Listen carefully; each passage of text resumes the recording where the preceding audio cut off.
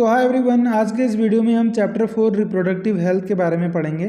तो बिल्कुल video line by line होगा, लाइन बाय लाइन एनसीईआरटी को पढ़ेंगे और हर एक लाइन को समझने की कोशिश करेंगे। ठीक है, तो रिप्रोडक्टिव हेल्थ में देखिए सबसे पहले कि आपको किन किन टॉपिक्स के बारे में पढ़ना है। तो सबसे पहला टॉपिक है रिप्रोडक्टिव हेल्थ, उसके प्रॉब्लम्स और स्ट्रैटेजीज़ के बारे में, population explosion and birth control के बारे में।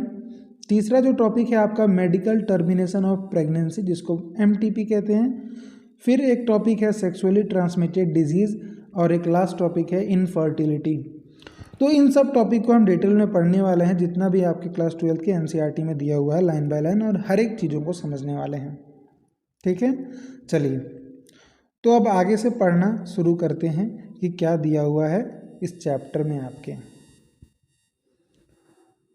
तो सबसे पहले तो लिखता है कि you have learned about human reproductive system and its function in chapter 3। आपने पढ़ लिया है, चैप्टर 3 में ह्यूमन रिप्रोडक्टिव सिस्टम के बारे में पढ़ लिया है। अब एक इसी से रिलेटेड एक टॉपिक जिसका नाम रिप्रोडक्टिव हेल्थ है, उसके बारे में पढ़ते हैं।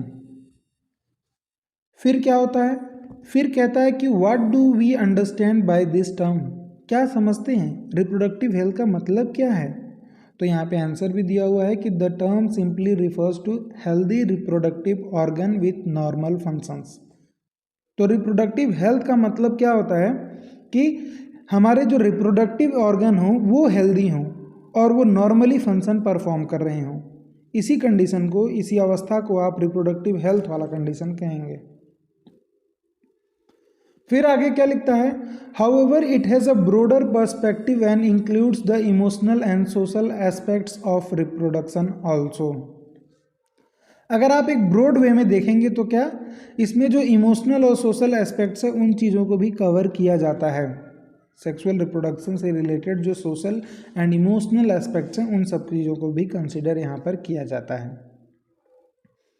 अब देखिए जो मेन मुद्दे की बात है कि according to WHO, world health organization के अकॉर्डिंग रिप्रोडक्टिव हेल्थ का क्या डिफिनेशन है। तो रिप्रोडक्टिव हेल्थ का डिफिनेशन WHO के अकॉर्डिंग है कि total wellbeing in all aspects of reproduction. क्या, total wellbeing in all aspects of reproduction. Reproduction के से रिलेटेड सभी एस्पेक्ट में टोटल वेलबींग होना, बेहतर होना, ठीक होना, सही होना। जैसे कौन से एस्पेक्ट, फिजिकल हो, चाहे वो इमोशनल हो या बिहेवियरल हो या सोशल हो, इन सब एस्पेक्ट में सेक्सुअल रिप्रोडक्शन से रिलेटेड जो भी तरह की मैटर हैं, जैसे फिजिकल हो, इमोशनल हो, मतलब फिजिकली फिट भी रहना, इमोशनली फिट भी रहना, बिहेवियरली आपका बिहेवियर भी बढ़िया हो, सामाजिक रूप से भी आप बढ़िया हो उसमें, ठीक है, समाज के अनुसार, तभी आपको क्या कहा जाएगा, आपको रिप्रोडक्टिवली हेल्दी कहा जाएगा। तो according to WHO, reproductive health means a total wellbeing in all aspects of reproduction. ठीक है, तो आप क्या कह सकते हो, तो आप आगे क्या कह सकते हो कि therefore a society with people having physically and functionally normal reproductive organ. क्या कह सकते हो आप कि therefore a society with people having physically and functionally normal reproductive organ and normal emotional and behavioural interaction among them in all sex related aspect might be called a reproductively healthy. बताना चाह रहा है कि reproductively healthy society किसको कहेंगे, reproductively healthy society किसको कहेंगे, उसके लिए यहाँ पे इन्होंने लिखा हुआ है। ये कहते हैं कि ऐसी सोसाइटी जिसमें जो लोग रह रहे हों, अगर उनके पास क्या फिजिकली और फंक्शनली नॉर्मल रिप्रोडक्टिव ऑर्गन हैं और उनका क्या normal emotional and behavioural interaction है आपस में सेक्स रिलेटेड मैटर्स में, तब ऐसी सोसाइटी को आप रिप्रोडक्टिवली हेल्दी सोसाइटी कहोगे। ठीक है, समझ में आया। फिर क्या कहता है कि why is it significant to maintain reproductive health and what are the methods taken up to achieve it, let us examine them. तो क्यों ज़रूरी है रिप्रोडक्टिव हेल्थ मेंटेन करना और क्या क्या मेथड्स हैं जो कि इस्तेमाल किए जाते हैं रिप्रोडक्टिव हेल्थ को अटेन करने में, उसी के बारे में आपको पढ़ना है। तो टॉपिक जो है नाम उसका 4.1 मतलब रिप्रोडक्टिव हेल्थ, उसके प्रॉब्लम्स और स्ट्रैटेजीज़ के बारे में देखना है। कि रिप्रोडक्टिव हेल्थ से रिलेटेड मैटर में क्या क्या प्रॉब्लम्स हैं और उन प्रॉब्लम्स का सॉल्यूशन क्या है, स्ट्रैटेजी क्या है कि हम उस प्रॉब्लम से छुटकारा पा सकें।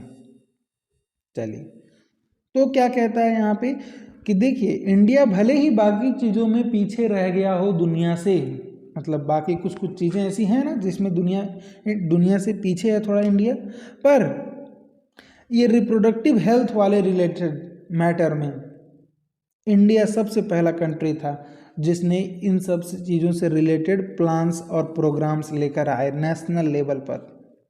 ठीक है, वही कहता है India was the first country in the world to initiate action plan and programme at national level to attain total reproductive health as a social goal. तो इंडिया सबसे पहला कंट्री था पूरी दुनिया में जिसने रिप्रोडक्टिव हेल्थ से रिलेटेड प्रोग्राम्स और कैंपेन्स चलाए एक नेशनल लेवल पर, ताकि रिप्रोडक्टिव हेल्थ मेंटेन कर सकें हम। ठीक है, और इन प्रोग्राम्स को फैमिली प्लानिंग प्रोग्राम कहा जाता था। ठीक है, इनको फैमिली प्लानिंग प्रोग्राम कहा जाता था, जो कि शुरुआत हुआ था 1951 में। ठीक है ना, तो ये इन प्रोग्राम्स को कलेक्टिवली क्या कहा जाता था, फैमिली प्लानिंग प्रोग्राम या फैमिली प्लानिंग कहा जाता था, जिसका शुरुआत 1951 में हुआ था। And were periodically assessed over the past decade, मतलब समय समय के अनुसार उनको क्या चेक करता गया, इम्प्रूव करता गया, उसमें चेंजेस करा गया है पिछले डिकेड्स में। ठीक है, पिछले दशक में। improved program covering wider reproduction related areas are currently in operation under the popular name reproductive and child health care program। तो देखिए, इसी फैमिली प्लानिंग का जो थोड़ा सा और अगर आप इम्प्रूव्ड लेवल का प्रोग्राम देखेंगे तो उसका नाम है reproductive and child health care programme. ठीक है, जिसका उद्देश्य क्या है, इसका उद्देश्य creating awareness among people about various reproduction related aspect. तो पीपल में क्या अवेयरनेस लेकर आना रिप्रोडक्शन से रिलेटेड चीज़ों के बारे में, उनको फैसिलिटीज़ प्रोवाइड करना, सपोर्ट करना, किस चीज़ के लिए, ताकि वो एक रिप्रोडक्टिवली हेल्दी सोसाइटी बना सकें। ठीक है, तो इस प्रोग्राम का क्या ऑब्जेक्टिव था, यही सब क्या कि लोगों के अंदर अवेयरनेस लाया जाए, जिसके वजह से वो क्या हो, वेरियस रिप्रोडक्शन रिलेटेड मैटर्स में क्या हो, सही हो। ठीक है, उनको फैसिलिटीज ऐसी प्रोवाइड कर दिया जाए। फिर क्या कहता है कैसे किया गया इन सब चीज़ों को, ये जो वेरियस रिलेट अवेयरनेस वगैरह कैसे करना है उसके बारे में दिया हुआ है यहाँ पे। बहुत आसान सी चीज़ है, कहानी है, बस एक बार सुनना है आपको। ठीक है, अभी जब इम्पोर्टेंट चीज़ें जो आएंगी, जो एग्ज़ाम में ज़्यादातर पूछी जाती हैं, तो मैं बताऊंगा आपको कि वो इम्पोर्टेंट है। हालांकि देखिए, एग्ज़ाम में तो कहीं से भी कुछ भी पूछ सकता है ना, पर ये एक स्टोरी के फॉर्म में है, आपको बस एक बार समझना है, हो जाएगा, कोई ज़्यादा मैटर नहीं है यहाँ पे। तो वो अवेयरनेस कैसे लाने हैं इसके बारे में यहाँ पे दिया हुआ, देख लेते हैं। With the help of audio visual and the print media, governmental and non governmental agencies have taken various step to create awareness among the people about reproduction related aspects. तो ऑडियो विजुअल्स के रूप में, audio और visuals के रूप में भी print media, newspaper वगैरह के मदद से गवर्नमेंट एजेंसीज़ या नॉन गवर्नमेंट एजेंसीज़ ने क्या बहुत सारे स्टेप्स लिए हैं। आपने देखा ना, एड्स वगैरह टीवी में आ रहे हैं, न्यूज़पेपर में आ रहे हैं, तो वो सब क्या है, वो अवेयरनेस लाने के लिए किए जा रहे हैं। ठीक है, ताकि वेरियस रिप्रोडक्टिव रिलेटेड एस्पेक्ट में अवेयरनेस लाया जा सके। और क्या कहता है, parents other close relative, teacher, friend also have a major role in dissemination of the above information। तो ये इन्फॉर्मेशन देने में और किन किन का रोल है, तो पेरेंट्स का, रिलेटिव्स का, टीचर्स का, फ्रेंड्स का, इन सब का भी बहुत बड़ा रोल है। ठीक है ना। फिर क्या कह रहा है, introduction of sex education in school should be encourage to provide right information to young so as to discourage children from believing in myths and having misconceptions about sex related aspect. तो स्कूलों में क्या sex education भी देना ज़रूरी है, जिसके वजह से वो क्या कहीं ऐसा ना हो कि वो मिथ्स में, अंधविश्वासों में बिलीव करना चालू कर दें, ठीक है, और उनके जो भी मिसकंसेप्शंस हैं वो दूर हो सकें सेक्स से रिलेटेड। इस वजह से सेक्स एजुकेशन स्कूलों में देना भी काफ़ी ज़रूरी है, ठीक है। आगे देखिए, proper information about reproductive organs, adolescence and related changes, safe and hygienic sexual practices, sexually transmitted diseases, AIDS etc would help people, especially those in the adolescent age group, to lead a reproductively healthy life। क्या कह रहा है, बहुत बड़ा line है, पढ़ते हैं उसको एक बार फिर से। क्या कह रहा है, proper information about reproductive organ के बारे में प्रॉपर इन्फॉर्मेशन देना, एडोलसेंस के बारे में बताना और एडोलसेंस में होने वाले चेंजेस के बारे में बताना, और safe and hygienic sexual practices के बारे में बताना, सेक्सुअली ट्रांसमिटेड डिजीजेस के बारे में बताना, एड्स के बारे में बताना। इसके वजह और किसको, specially to those who are in adolescent age, जो एडोलसेंस वाले एज में है ना, उनको बताना। इसके वजह से ये करके हम क्या एक रिप्रोडक्टिवली हेल्दी सोसाइटी बिल्ड कर सकते हैं, ठीक है।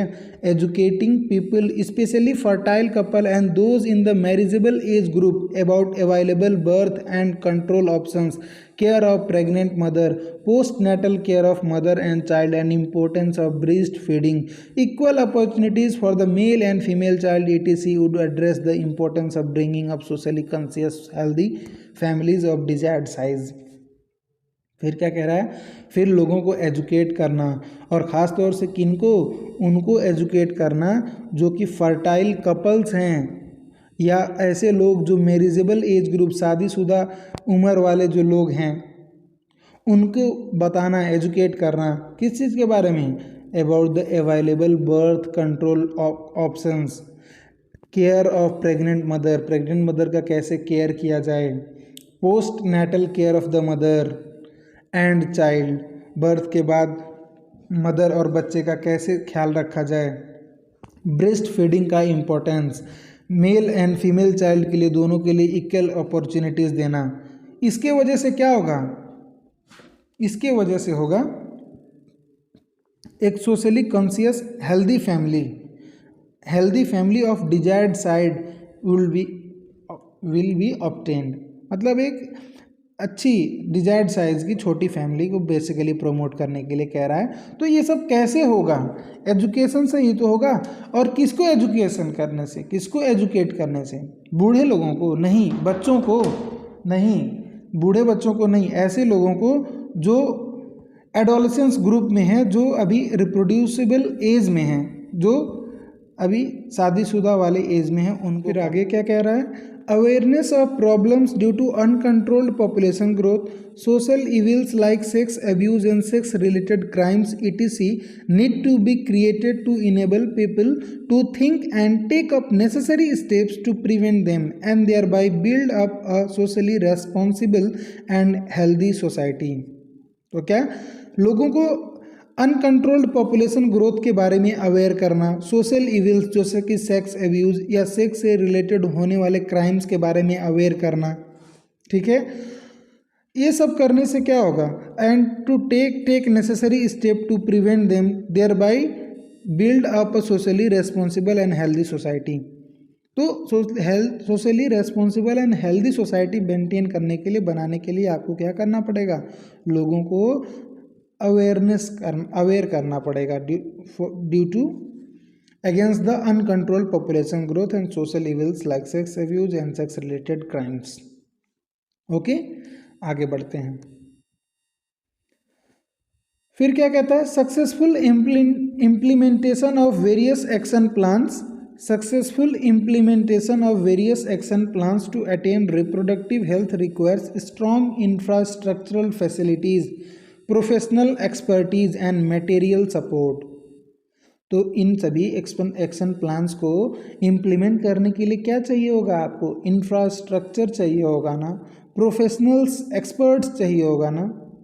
तो वही कह रहा है यहाँ पे, this are essential to provide medical assistant and to care to people in reproduction related problem like pregnancy, delivery, STD, abortion, contraception, menstrual problems, infertility etc. तो इन सब के बारे में भी जानकारी देना, ठीक है ना। Implementation of better technique and new strategies from time to time are also required to provide more efficient care and assistant to people. तो आपने टेक्निक्स को सुधार करना, नई नई स्ट्रेटजीज़ के बारे में बताना, समय के अनुसार नई नई टेक्निक्स और स्ट्रेटजीज़ के बारे में लोगों को बताना, ये भी ज़रूरी है। और क्या, आगे एक बड़ी इंपॉर्टेंट लाइन कह रहा है कि statutory ban on amniocentesis for sex determination to legally check increasing menace of female foeticide। और क्या, एमनियोसेंटेसिस पे बैन करना, किस चीज़ के लिए, अगर वो सेक्स डिटर्मिनेशन के लिए इस्तेमाल किया जा रहा है तो उस पे बैन करना, ठीक है। या मैसिव चाइल्ड इम्यूनाइजेशन करना, चाइल्ड का इम्यूनाइजेशन, चाइल्ड्स को वैक्सीन वगैरह देना, ठीक है। जैसे आपको लोगों के घर पे अगर बच्चे हों तो आपने देखा होगा कि आपके अगल बगल कुछ वो लेडीज़ आती हैं और पूछती हैं छोटा बच्चा है क्या आपके घर में, ठीक है। तो और वो उनको पोलियो वोलियो और ऐसे बहुत सारे वैक्सीन्स वगैरह पिलाती हैं। तो वही चीज़ है क्या, चाइल्ड इम्यूनाइजेशन करना। Are some program that merit mention in this connection. In amniocentesis some of the, क्या एमनियोसेंटेसिस क्या होता है उसके बारे में बता रहा है यहाँ पे। तो एमनियोसेंटेसिस क्या होता है, देखिए जब आप एम्ब्रियोनिक कंडीशन में क्या होता है, एक एमनियोन करके एक लेयर होता है, उसके अंदर आपका क्या फोइटस रहता है और यहाँ पे उसके सराउंडिंग में एमनियोटिक फ्लूइड भरा हुआ रहता है। अब हम क्या करते हैं, इसमें इसी एमनियोटिक फ्लूइड को निकाल लेते हैं किसी सिरिंज की मदद से और उसमें सेल्स को डिटेक्ट कर, उसमें से सेल्स को निकाल लेते हैं और हमें एनालाइज करते हैं उसके क्रोमोसोमल पैटर्न्स को, जिससे हमें पता चलता है। एक्चुअल में तो इसका काम है क्या, डिजीज़ वगैरह के बारे में पता करना, ठीक है ना। पर लोग इसका गलत इस्तेमाल कर लेते हैं। क्या गलत इस्तेमाल करते हैं, जब क्रोमोसोम मिल गया तो उससे वो पता लगाते हैं कि वो एक्स वाला XX है या XY वाला है, जिससे उन्हें पता चल जाएगा कि वो आने वाला बच्चा मेल है या फीमेल। और बहुत से ऐसे लोग हैं जो फीमेल है पता चलने के बाद क्या करते हैं, एबॉर्शन करवा देते हैं। तो वही फीमेल फर्टिसाइड को रोकने के लिए amniocentesis, what is amniocentesis, it is a method to detect the amniotic fluid to check about the various disorders, ठीक है। But nowadays it is used for sex determination which is illegal, okay। ठीक है, तो वही पढ़ते हैं। In amniocentesis some of the amniotic fluid of developing foetus is taken to analyse the foetal cells and dissolved substances. तो amniocentesis में क्या किया जाता है, एमनियोटिक फ्लूइड डेवलपिंग फीटस के अराउंड जो एमनियोटिक फ्लूइड है उसको लिया जाता है और उन फीटल सेल्स को एनालाइज किया जाता है, ठीक है। This procedure is use to test for the presence of certain genetic disorders. इसको तो जेनेटिक डिसऑर्डर्स को पता करने के लिए इस टेक्निक को लाया गया। और कौन सी जेनेटिक डिसऑर्डर्स, एग्जाम्पल क्या दी हुआ आपकी किताब में, वो आपको जानना ज़्यादा जरूरी है। जैसे कि Down syndrome, haemophilia, sickle cell anaemia, इन सब चीज़ों के लिए किया गया है। पर लोग इसका गलत इस्तेमाल करने लगे, इस वजह से इस पे बैन लगा दिया गया, ठीक है। आगे देखिए,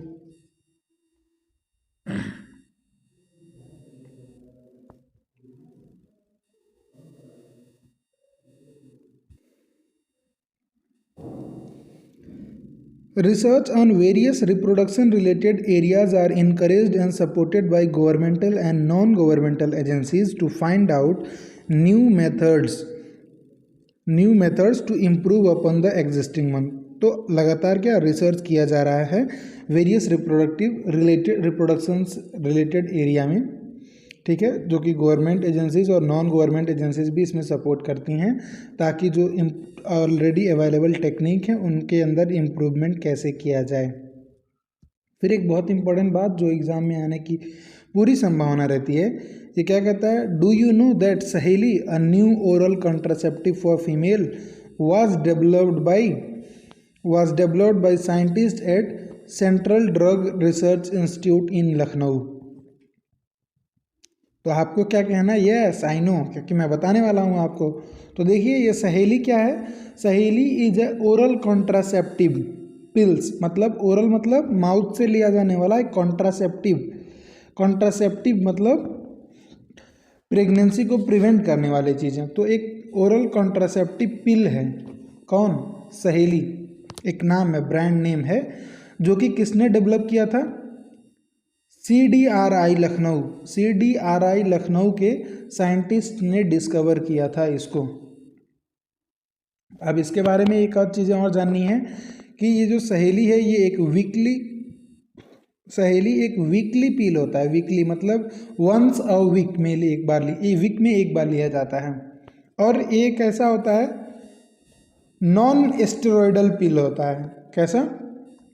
नॉन एस्टेरॉयडल मतलब इसमें स्टेरॉयड नहीं रहते हैं, स्टेरॉयड, ठीक है।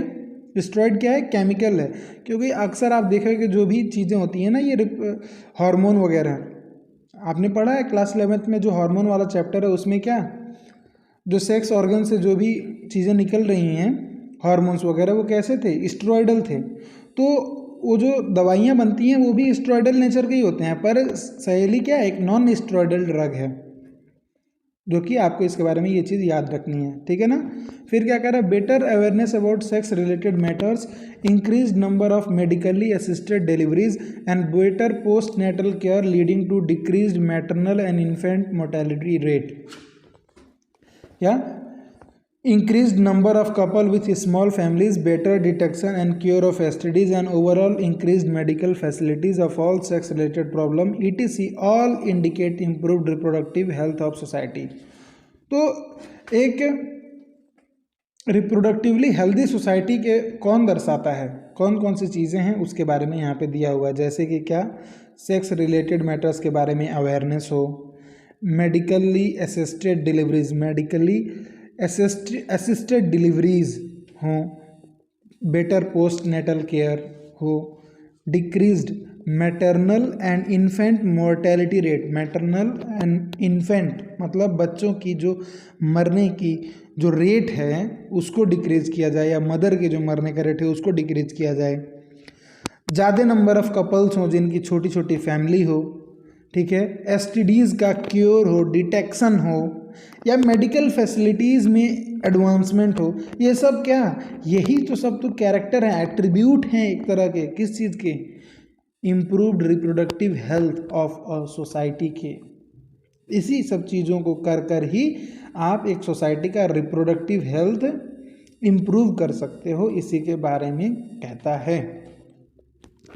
तो अभी तक क्या आपने एक पार्ट पढ़ लिया। अब 4.2 स्टार्ट होता है, population stabilization and birth control, ठीक है। पॉपुलेशन स्टेबलाइजेशन, इसमें क्या है? पॉपुलेशन एक्सप्लोजन के बारे में थोड़ा सा दिया हुआ, जो दिन दोगुनी रात चौगुनी के हिसाब से जो पॉपुलेशन बढ़ा है हमारा, उसके बारे में बात करता है, और उसको कैसे रोकना है, बर्थ कंट्रोल के मेथड्स क्या क्या हैं, बर्थ को कैसे कंट्रोल में लाना है, इन सब चीज़ों के बारे में यहाँ पे पढ़ना है आपको। फिर वही थोड़ी स्टोरी वाली ही पार्ट है, इसके बाद से आपका कंसेप्चुअल चीज़ स्टार्ट हो जाएगा, ठीक है। अभी ये क्या है? स्टोरी वाला ही है, एक आध बार बता देंगे। और यहाँ पे जो मैंने येलो तरीके से अंडरलाइन किया हुआ है, यहाँ पे थोड़ा सा आपको थोड़ा बहुत डाटा ध्यान रख लेना है, एक आइडिया होना चाहिए आपको, बस। उसके बाद से इस टॉपिक में कोई ख़ास क्वेश्चंस है नहीं। चलिए एक बार पढ़ते हैं और समझ लेते हैं क्या क्या है चीज़ें। लास्ट सेंचुरी, पिछले दशक में क्या हुआ है? An all round development in various field significantly improve the quality of life. तो अलग अलग क्षेत्रों में जो डेवलपमेंट हुआ है ना, इसके वजह से life, quality of life improve हो गई है। इंक्रीज क्या हुआ? हेल्थ फैसिलिटीज़ इंक्रीज हो गई हैं, बेटर लिविंग कंडीशन हो गए हैं। इन सब चीज़ों की वजह से क्या हुआ ना कि पॉपुलेशन एक तरह से एक्सप्लोजन हो गया, बहुत तेज़ी से पॉपुलेशन बढ़ा, ठीक है। It had an explosive impact on the growth of population. कैसे हुआ, क्या हुआ, ये देखिए the world population which was around 2 billion in 1900, world population कितना था? 2 बिलियन था 1900 में। लेकिन वो 2000 आते आते कितना हो गया, 6 बिलियन हो गया। और 2011 आते आते 2011 आते आते वो 7.2 बिलियन हो गया। तो ये वर्ल्ड पॉपुलेशन के बारे में आपको याद रखना है कि वर्ल्ड पॉपुलेशन कितना था 1900 में 2 बिलियन, 2000 में कितना हुआ 100 साल बाद 6 बिलियन हो गया, और फिर वही 11 साल बाद कितना हो गया 7.2 बिलियन हो गया। और कुछ ऐसा ही ट्रेंड था आपके इंडिया में भी, a similar trend was observed in India too. हमारा population which was approximately 350 million at the time of our independence, तो आज़ादी के समय में हमारा पॉपुलेशन कितना था 350 मिलियन के आसपास था, ठीक है। लेकिन वो 2000 आते आते क्या हुआ, बिलियन तक पहुंच गया, बिलियन 1 बिलियन हो गया, ठीक है। और मई 2011 आते आते कितना हो गया 1.2 बिलियन हो गया। तो ये क्या, यही तो पॉपुलेशन एक्सप्लोजन हुआ ना, पॉपुलेशन एक्सप्लोजन। तो ये डाटा आपको थोड़ा सा ध्यान रखना है। अब देखिए वो पॉपुलेशन एक्सप्लोजन क्यों हुआ, और rapid decline in death rate में जो घटा, जो डेथ रेट घटा ना, क्योंकि बेटर मेडिकल फैसिलिटीज़ अवेलेबल हो गई ना, तो उसकी वजह से क्या हुआ डेथ रेट घट गया। मैटरनल मदर का जो मोर्टेलिटी रेट था MMR वो घट गया। इन्फेंट्स का जो मोर्टेलिटी रेट था, मरने का जो रेट था, बच्चा पैदा होने के टाइम पहले ज़माने में क्या था, बच्चे बहुत पैदा होते थे लेकिन बहुत ज़्यादा मरते भी थे, इसी वजह से लोग और बच्चे पैदा करते थे, क्योंकि जो इन्फेंट का मोर्टेलिटी रेट था वो काफ़ी ज़्यादा था due to lack of medical facilities. पर जब इन चीज़ों में बढ़ोतरी हुई ना, इजाफा हुआ, डेवलपमेंट हुआ, इन्हेंसमेंट हुआ, तो उसकी वजह से ही क्या हुआ, पॉपुलेशन एक्सप्लोजन हो गया। As well as an increase in the number of people in reproducible age are probable reason for this। और एक लास्ट पॉइंट क्या, रिप्रोड्यूसिबल एज में जो लोग हैं ना उनका नंबर बढ़ना भी एक कारण था जो ये पॉपुलेशन एक्सप्लोजन हुआ है, ठीक है। Through our reproductive child health programme though we could bring down the population growth rate, it was only marginal. तो हमने वो जो RCH प्रोग्राम चलाया था ना उससे पॉपुलेशन थोड़ा सा कंट्रोल हुआ, बट वो बहुत मार्जिनल था, मतलब बहुत मिनिमम था, ठीक है, नेग्लिजिबल था।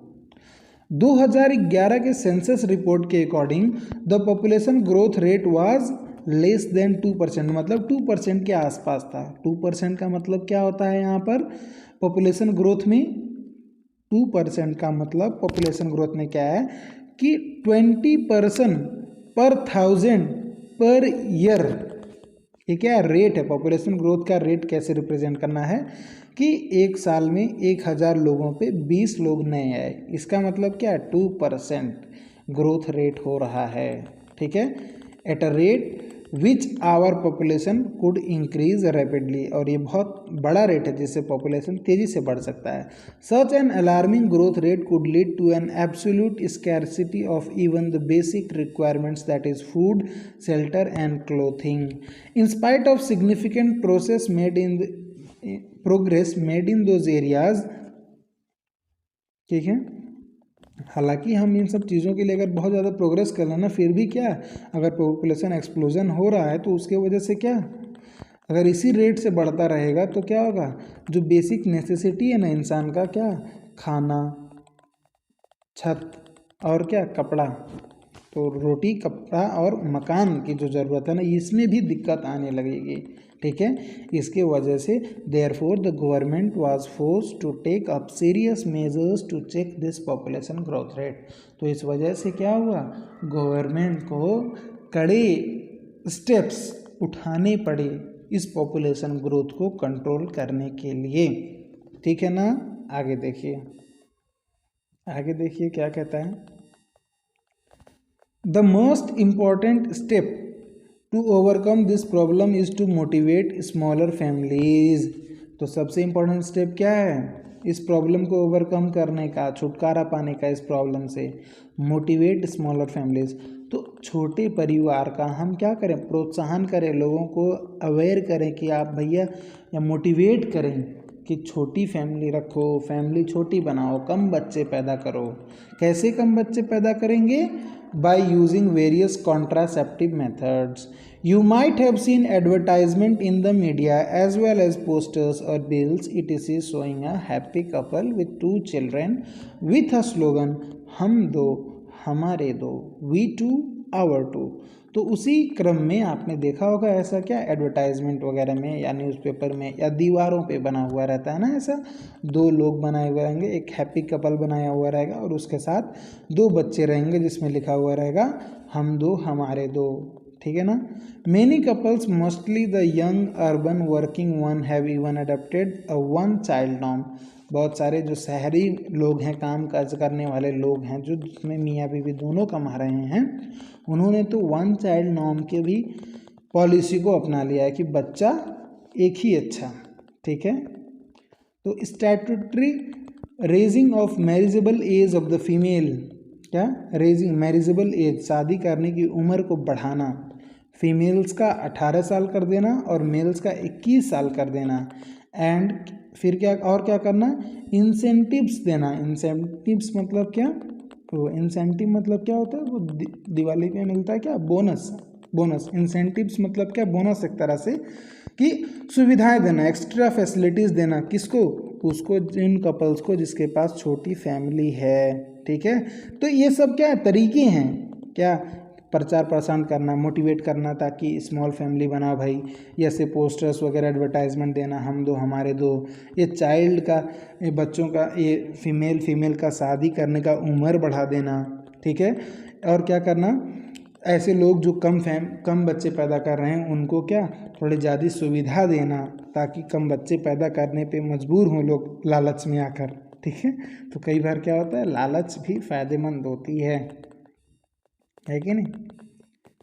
चलिए, let us describe some of the commonly used contraceptive method which help prevent unwanted pregnancies। ठीक है, चलिए डिस्क्राइब करते हैं, समझते हैं कुछ क्या commonly used contraceptive methods. Contraceptive methods मतलब क्या? ऐसे मेथड जो अनवांटेड प्रेगनेंसी को प्रिवेंट करते हैं। अनवांटेड प्रेगनेंसी मतलब प्रेग्नेंट होने से रोकते हैं। ऐसे मेथड्स को क्या कहा जाता है? कॉन्ट्रासेप्टिव मेथड्स कहा जाता है। और इन्हीं के बारे में पढ़ना है। और आपके चैप्टर का जो मेन पार्ट है ना, अब यहाँ से चालू हो जाता है। अब कहानी नहीं रह गया है, हालांकि चीज़ें इजी ही हैं, कहानी जैसी ही हैं, पर अब केवल और केवल कहानी नहीं रह गया है।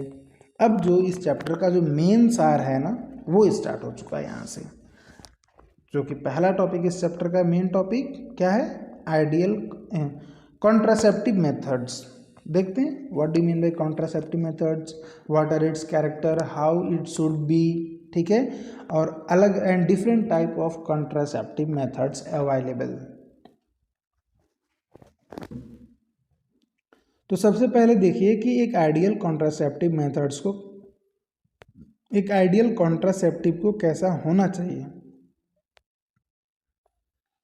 ठीक है, जो कि बहुत इजी बात है। देखिए, an ideal contraceptive should be user friendly, easily available, effective, reversible, with no or least side effect. तो कोई भी नए अकाउंट, जैसे कोई भी चीज़ आप खरीद रहे हो तो क्या चाहिए? कोई भी सामान, कोई भी प्रोडक्ट अगर आप इस्तेमाल करना चाहते हो, करवाना चाहते हो किसी से, तो वो होना कैसा चाहिए? अरे सबसे पहले तो कोई उसका फ़ायदा हो, तब लेगा आदमी, नुकसान ना हो, बहुत महंगा ना हो, ठीक है, बार बार इस्तेमाल किया जा सकता हो और उसका कोई साइड इफ़ेक्ट ना हो तो बहुत मिनिमम हो। तो बस बिल्कुल वही चीज़ें हैं जो आइडियल कॉन्ट्रासेप्टिव का एक कैरेक्टर होना चाहिए, वही होना चाहिए। क्या? यूज़र फ्रेंडली, आसानी से इस्तेमाल करने लायक हो, आसानी से अवेलेबल हो, इफेक्टिव हो, असरदार हो, रिवर्सिबल हो, बार बार इस्तेमाल किया जाने लायक हो, विथ नो और लिस्ट साइड इफ़ेक्ट, या तो साइड इफ़ेक्ट ही ना हो, या तो तो बहुत कम हो। तो ये सब क्या है? कैरेक्टर हैं। और सबसे इम्पोर्टेंट बात, it should in no way interfere with the sexual drive, desire और the sexual act of the user. क्या होना चाहिए? सेक्सुअल ड्राइव में कोई इंटरफेरेंस ना पैदा करे, डिज़ायर में कोई कमी ना करे, या जो सेक्सुअल एक्ट है ना उसमें कोई मतलब वो ऐसा नहीं है कि किसी को ऐसा फील हो कि ये करने से, ये इस्तेमाल करने से थोड़ा सा क्या हो रहा है, उसको दिक्कत पैदा हो रही है या उस लेवल का वो प्लेजर ऑब्टेन नहीं कर पा रहा है, तो ऐसा नहीं होना चाहिए। उसमें इंटरफेरेंस, उसका जो सेक्सुअल एक्टिविटी है ना उसमें कोई इंटरफेरेंस ना पैदा करे, ठीक है ना, ये एक कैरेक्टर होने चाहिए। तो दीज आर द कैरेक्टर्स या properties of some ideal contraceptives, ठीक है। पर ऐसा होता नहीं है, आइडियल कॉन्ट्रासेप्टिव तो बना नहीं अभी तक, है कि नहीं, तो कैसे, कुछ ना कुछ दिक्कत तो रहेगी ही। जैसे कोई भी कॉन्ट्रासेप्टिव आप इस्तेमाल कर लो उसमें साइड इफेक्ट रहेगा ही रहेगा। हाँ, except the natural one, there are some natural methods we will discuss later not but very soon. तो उनका बस नहीं साइड इफेक्ट होता है, नहीं तो कोई भी आप लोगे उसका साइड इफेक्ट रहेगा ही रहेगा, ठीक है ना। और ज़रूरी थोड़ी है कि हर कोई सस्ता हो, थोड़ा सा महंगा भी होता है, और बहुत सारी चीज़ें हैं। और सभी जो कॉन्ट्रासेप्टिव मेथड्स हैं वो रिवर्सिबल नहीं होते हैं, तो ये सब बातें हैं, आगे देखेंगे हम। A wide range of contraceptive methods are presently available, which could be broadly grouped into the following categories. अलग अलग तरह के कॉन्ट्रासेप्टिव मेथड अवेलेबल हैं, जिनके मेन टाइप्स क्या हैं, नेचुरल या traditional method, barrier method, IUDs, oral contraceptives, injectables, implants and surgical methods. तो ये नाम है आपके जो कॉन्ट्रासेप्टिव मेथड्स अवेलेबल हैं आपके सामने। चलिए वन बाय वन करके इसके बारे में पढ़ते हैं, ठीक है। एक बार फिर से देख लीजिए क्या है, कितने तरह के आइडियल कॉन्ट्रासेप्टिव्स अवेलेबल हैं आपके सामने जिनका आप इस्तेमाल कर सकते हो।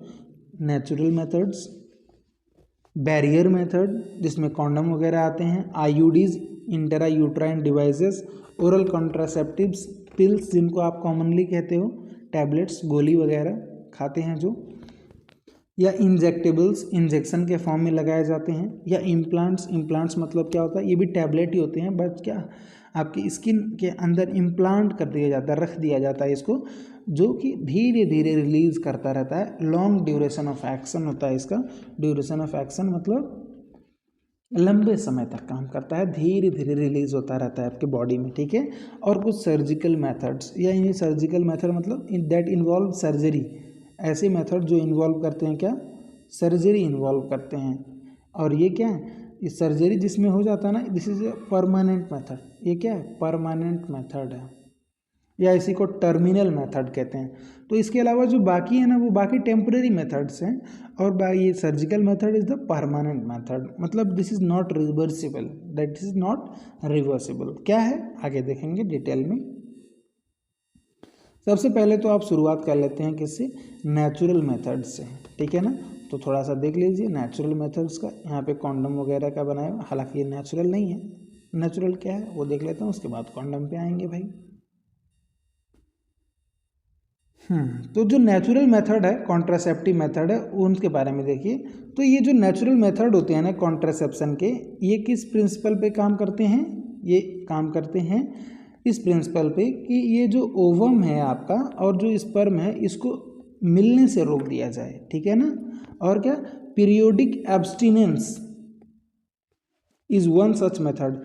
तो ये जो होते हैं तीन तरह के होते हैं, 3 type of natural methods are available, periodic abstinence, withdrawal या कोइटस इंटरप्टस, और तीसरा लैक्टेशनल एमेनोरिया, लैक्टेशनल एमेनोरिया। इन्हीं तीनों चीज़ों के बारे में देखते हैं क्या क्या है ये तीनों चीज़ें। चलिए, तो पीरियोडिक एब्स्टिनेंस मतलब क्या होता है, पीरियोडिक एब्स्टिनेंस का मतलब होता है कि ये जो डे मेंस्ट्रुअल साइकिल में ये 10 से लेकर जो 17 दिन है ना, इसको हम क्या मानते हैं, फर्टाइल पीरियड मानते हैं, क्योंकि इसी के बीच में नॉर्मली 14 डे, पर आप थोड़ा सा आगे पीछे मानो तो 10 से लेकर 17 दिन तक के आसपास में क्या, यही वो समय होता है जिसमें ओव्यूलेशन होता है, ठीक है। तो ये फर्टिलाइजेशन के चांसेस इसमें बहुत ज़्यादा होते हैं इस समय में। तो ऐसा करो ना, 10वें दिन मेंस्ट्रुअल साइकिल के 10वें दिन से लेकर 17वें दिन तक क्या आप इंटरकोर्स ही मत करो, कोइटस सेक्सुअल इंटरकोर्स ही मत करो, सेक्सुअल एक्टिविटी ही ना करो। इससे क्या होगा, इससे आप कुछ हद तक बच सकते हो, ठीक है ना। तो ये पहला मेथड है, पढ़ते हैं। It is one such method in which couple avoid और एब्सटेन, एब्सटेंस मतलब प्रिवेंट करना, रोकना, वही नाम है क्या, पीरियोडिक एब्सटेंस, मतलब एक टाइम के लिए एब्सटिनेंस करना, ठीक है। जो बिल्कुल वैसे जैसे क्या व्रत रखते हैं ना, व्रत, तो कुछ समय के लिए आप खाना नहीं खाते हैं ना, बिल्कुल ऐसा ही, बिल्कुल ऐसा ही कि कुछ समय के लिए आप सेक्सुअल इंटरकोर्स, सेक्सुअल एक्टिविटी ही ना करो। और वो दिन कौन सा है, from day 10 to 17 of menstrual cycle, ठीक है ना। क्यों क्यों क्योंकि ये वही समय है जिसमें ओवुलेशन एक्सपेक्टेड होता है, और इस समय में chances of fertilization are very high during this period, it is called fertile period. तो अगर ऐसे फर्टाइल पीरियड में आप एब्सटेन करोगे फ्रॉम कोइटस तो क्या होगा, conception could be prevented, guarantee नहीं है पर प्रिवेंट किया जा सकता है। तो ये एक तरह का क्या है, नेचुरल मेथड है, नेचुरल मेथड है, ठीक है ना। फिर आगे देखिए क्या कह रहा है, विथड्रॉवल और कोइटस इंटरप्टस, इंटरप्ट कर देना, कोइटस के टाइम पे इंटरप्ट कर देना, ठीक है ना। तो वैसे ही नाम विथड्रॉवल, विथड्रॉ कर लेना, क्या, पेनिस, मेल पार्टनर अपना पेनिस विथड्रॉ कर ले, कहाँ से, वेजाइना से, कब, जस्ट बिफोर इजैकुलेशन। उससे क्या होगा, अरे इंसेमिनेशन नहीं होगा ना, जब सेक्सुअल एक्टिविटी हो रही है ना, सेक्सुअल एक्टिविटी कर रहा है मेल फीमेल मिलकर जब, तो उस समय क्या, जब मेल को इजैकुलेशन होने वाला फीलिंग आए ना, तो उस समय वो क्या कर दे, अपने पेनिस को फीमेल के वेजाइना से बाहर निकाल ले, ठीक है, और वो स्पर्म को क्या करे, बाहर रिलीज करवा दे, मतलब फीमेल के रिप्रोडक्टिव ट्रैक्ट में ना इंसर्ट करवाए, इंसेमिनेशन ना होने दे, इससे भी तो बचा जा सकता है ना। और इस ये क्या है, एक तरह का नेचुरल मेथड है। देख लेते हैं क्या लिखा हुआ है, विथड्रॉवल और coitus interruptus in another method in which male partner withdraws his penis from the vagina just before ejaculation so as to avoid insemination, ठीक है ना। आगे देखिए, लैक्टेशनल एमोनेरिया क्या है, लैक्टेशनल एमोनेरिया क्या है, लैक्टेशनल एमोनेरिया यानी एब्सेंस ऑफ मेंस्ट्रुएशन, ठीक है। ये किस फैक्ट पर बेस्ड है, तो ये इस फैक्ट पर बेस्ड है कि देखिए, जब जो लैक्टेशन के टाइम पे ना, लैक्टेशन के टाइम में ये मेंस्ट्रुअल साइकिल नहीं चलता है फीमेल में, लैक्टेशन के टाइम में बर्थ के बाद जब वो अपने बच्चे को मिल्क फीड कर रही होती है ना, उस टाइम पे कुछ समय के लिए जो मेंस्ट्रुअल साइकिल है वो स्टॉप हो जाता है। अब मेंस्ट्रुअल साइकिल अगर स्टॉप हो गया है तो क्या होगा, तो ओवुलेशन होगा ही नहीं, तो ओवुलेशन नहीं होगा यानी उस टाइम को क्या, आप अगर स्पर्म अंदर रिलीज करवा भी देते हो तो कंसेप्शन नहीं होगा, प्रेगनेंसी नहीं होगा। हालांकि ये बहुत कारगर साबित नहीं होता है, 2 4 6 महीने, मैक्सिमम 6 महीने तक ही एप्लीकेबल होता है, ठीक है, ठीक है ना। मतलब 6 महीने के अंदर अंदर तक अगर आप सेक्सुअल एक्टिविटी करते हो तो भी प्रेगनेंसी के चांसेस बहुत कम रहते हैं, हाँ, पर मैक्सिमम क्या, 6 महीने तक, तो उसी के बारे में है। हाँ, lactational amenorrhea method is based on the fact that ovulation and therefore cycle do not occur during the period of intense lactation following parturition, मतलब parturition के बाद intense lactation वाले टाइम में menstrual cycle नहीं होता है, जिससे ovulation नहीं होता है। therefore as long as the mother breast feeds the child fully, तो जब तक माँ बच्चे को दूध पिला रही होती है ना, मतलब जिस समय तक, बर्थ के 6 महीने तक लगभग, तो वहाँ पे क्या होता है, chances of conception are almost nil. However this method has been reported to be effective only up to a maximum of 6 months following parturition, parturition के 6 महीने बाद तक ही ये थोड़ा सा एप्लीकेबल रहता है, ठीक है। फिर क्या कहता है, अब देखिए ये सब जो भी तीनों मेथड पढ़े ना आपने, विथड्रॉवल मेथड, कोइटस इंटरप्टस या लैक्टेशनल एमोनेरिया, या वो पहला वाला क्या था आपका, पीरियोडिक एब्सटिनेंस, इन सब मेथड में कोई आप मेडिसिन वगैरह या कोई डिवाइस तो इस्तेमाल कर नहीं रहे हो, कोई केमिकल उमिकल इस तरह की कोई चीज़ इस्तेमाल नहीं कर रहे हो ना, तो साइड इफ़ेक्ट भी नहीं रहेगा कोई, ठीक है। बट हाँ, फेलियर के चांसेस भी बहुत ज़्यादा रहते हैं, फेलियर के चांसेस बहुत ज़्यादा रहते हैं, बिकॉज आप खुद ही सोचो, it is nearly impossible to withdraw penis just right at the time of ejaculation, ठीक है ना, इट्स नॉट पॉसिबल एक्चुअली, मतलब it is possible but accidents में आकर, हाँ, एक्सीडेंट्स में आकर। As no medicine or devices are used in this method side effect are almost nil. तो कोई डिवाइस नहीं इस्तेमाल करते, दवाई नहीं इस्तेमाल करते, तो साइड इफेक्ट भी कोई होता नहीं है, ठीक है ना। हाँ, चांसेस फेलियर के चांसेस भी अच्छे खासे रहते हैं, हाई रहते हैं। अब एक चीज़ हो गया आपका कॉन्ट्रासेप्टिव मेथड में, एक चीज़ हो गया नेचुरल मेथड, जिसमें 3 चीज़ पढ़ा आपने। पहला क्या, पीरियोडिक एब्सटिनेंस, दूसरा क्या, विथड्रॉवल, तीसरा क्या, लैक्टेशन नंबर। याद रखना है आपको। It is a natural contraceptive methods, these are natural contraceptive methods and you must remember it. Contraceptive method से ही एग्जाम में सवाल आता है, यही पढ़ना है आपको, ठीक है, अच्छे से। आसान भी है, इंटरेस्टिंग भी है कि नहीं, और एग्ज़ाम में भी आएगा। कितनी अच्छी बात है, जो इंटरेस्टिंग है, जो आसान है, उसी से एग्ज़ाम में आएगा, है कि नहीं। देखिए अब दूसरा बैरियर मेथड देखिए। तो बैरियर मतलब क्या समझते हो भाई? अरे आप सड़क पे चलते हो ना, वहाँ पे क्या लगा हुआ रहता है, बैरियर लगा हुआ रहता है। वो बैरियर क्या करता है, प्रिवेंट करता है ना आपको उधर से जाने से। जिस साइड बैरियर लगा, मान लो यहाँ पे 2 लेन है, एक सड़क पे 2 लेन है, अगर इस लेन पे यहाँ पे बैरियर लगा हुआ है, इसका मतलब क्या, अरे भाई इधर नहीं जाना, no no entry, no no no entry, है कि नहीं। तो जिधर बैरियर है उधर क्या, एंट्री नहीं है। तो ऐसा ही कुछ बैरियर मेथड भी क्या करेंगे, प्रिवेंट करेंगे भाई। What will barrier method do, they will prevent what, meeting, they will prevent the meeting of ovum and sperm, ठीक है ना। तो in barrier method ovum and sperm are prevented from physically meeting with the help of barrier, ठीक है। Such methods are available for both male and female, male and female दोनों के लिए available रहते हैं। एग्जाम्पल, फॉर एग्जाम्पल कॉन्डम, जिसका figure दिया हुआ है यहाँ पे देखिए, जिसका फिगर यहाँ पे दिया हुआ है, कॉन्डम का फिगर ये देखिए, कॉन्डम फॉर फीमेल, और ये क्या है, male condom, condom for male.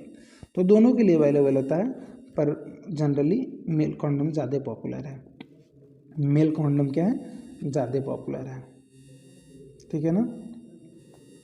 तो देखिए कॉन्डम क्या होते हैं, what are condoms, condoms are barrier, ये बैरियर होते हैं जो कि थिन रबर या लेटेक्स के शीट से बने हुए होते हैं। रबर जैसी ही चीज़ है लैटेक्स, ठीक है, रबर जैसी ही चीज़ होती है लैटेक्स, जो कि प्लांट के पार्ट से ऑब्टेन किया जाता है, ठीक है, और उसे एक कवरिंग बना लिया जाता है, ठीक है। दैट आर यूज्ड, क्या किया जाता है, they are used to cover the penis in the male, और in case of male they are used to cover penis and in case of female they are used to cover vagina and cervix, ठीक है। कब, just before coitus, just before coitus, so that the ejaculated semen would not enter into the female reproductive tract, female reproductive tract।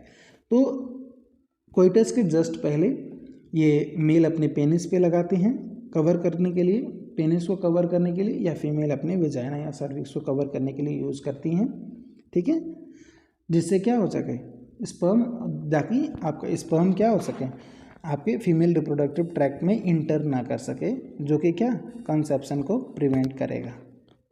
अब यहीं पे एक नाम देखिए, निरोध। निरोध क्या है, it is a popular brand of condom for the male. तो निरोध एक क्या, मेल कॉन्डम्स का एक ब्रांड का नाम है, ठीक है ना।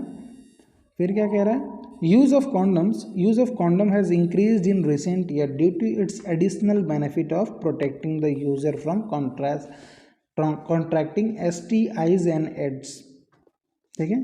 तो एक एक्स्ट्रा बेनिफिट क्या होता है कॉन्डम का, कि कंसेप्शन से प्रिवेंट करेंगे ही, बाकी ये STI क्या, सेक्सुअली ट्रांसमिटेड जो इन्फेक्शंस होते हैं, या एड्स जो कि इसी का एक टाइप है, इन सब चीज़ों से भी बताता है, ठीक है। और दूसरा फ़ायदा क्या है, ये फ़ायदा है एक तरह का, कॉन्डम्स का एक फ़ायदा है, याद रखना है आपको। और दूसरा फ़ायदा क्या है कॉन्डम का, कि दे आर डिस्पोजेबल, ये डिस्पोजेबल होते हैं, डिस्पोज कर दो आसानी से। एक तरह से ये तो नुकसान हो गया कि डिस्पोज कर दो, दोबारा नहीं यूज कर सकते, तो एक तरह से ये इसका डिसएडवांटेज हो गया। पर एडवांटेज उसके अलावा क्या है, they can be self inserted, खुद लगाया जा सकता है, ठीक है, जिसकी वजह से क्या, प्राइवेसी मिल जाती है यूज़र को, ठीक है ना। तो ये दो क्या थे, बेनिफिट थे, एक्स्ट्रा एडवांटेज थे कॉन्डम्स की, जिसकी वजह से आजकल ये बहुत ज़्यादा पॉपुलर हो गए हैं, ठीक है ना। ठीक है, फिर आगे देखिए क्या कहता है, Diaphragms, cervical caps, whorls are also barrier made up of rubber that are inserted into female reproductive tract to cover the cervix during coitus. तो ये सब क्या है, फीमेल को इस्तेमाल किए जाने वाले बैरियर मेथड्स हैं। कुछ नहीं, कप्स, सर्वाइकल कैप्स या वॉल्स, डायफ्राम क्या रहते हैं, ऐसे कप शेप्ड स्ट्रक्चर रहते हैं जो फीमेल के रिप्रोडक्टिव ट्रैक्ट में इंसर्ट कर दिया जाता है, जो कि स्पर्म की एंट्री को ब्लॉक कर देता है, जिससे स्पर्म और ओवम नहीं मिल पाते, फर्टिलाइजेशन नहीं होता है। ठीक है ना, वेरी सिंपल। तो diaphragm, cervical caps and vaults are also barrier, they are also made up of rubber and are inserted into the female reproductive tract to cover the cervix during coitus. Very easy.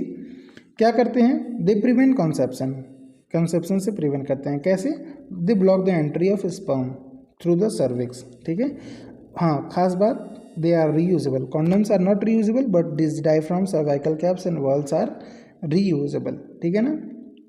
अच्छा, अगर इन चीज़ों का, ये reusable होते हैं ना, इनका अगर आप थोड़ा सा कॉन्ट्रासेप्टिव इफिशियंसी अगर आप इंक्रीज़ करना चाहते हो तो क्या करो, उसके साथ साथ वो जो कुछ स्पर्मिसाइडल क्रीम्स या जेलीज, फोम्स, ये सब भी आप इस्तेमाल उस पर अप्लाई कर सकते हो। जैसे मान लो अगर आपने ये कैप्स लगाया हुआ है तो हो सकता है यहाँ साइड से, किनारे से स्पर्म चला जाए ना, थोड़े बहुत चले जा सकते हैं।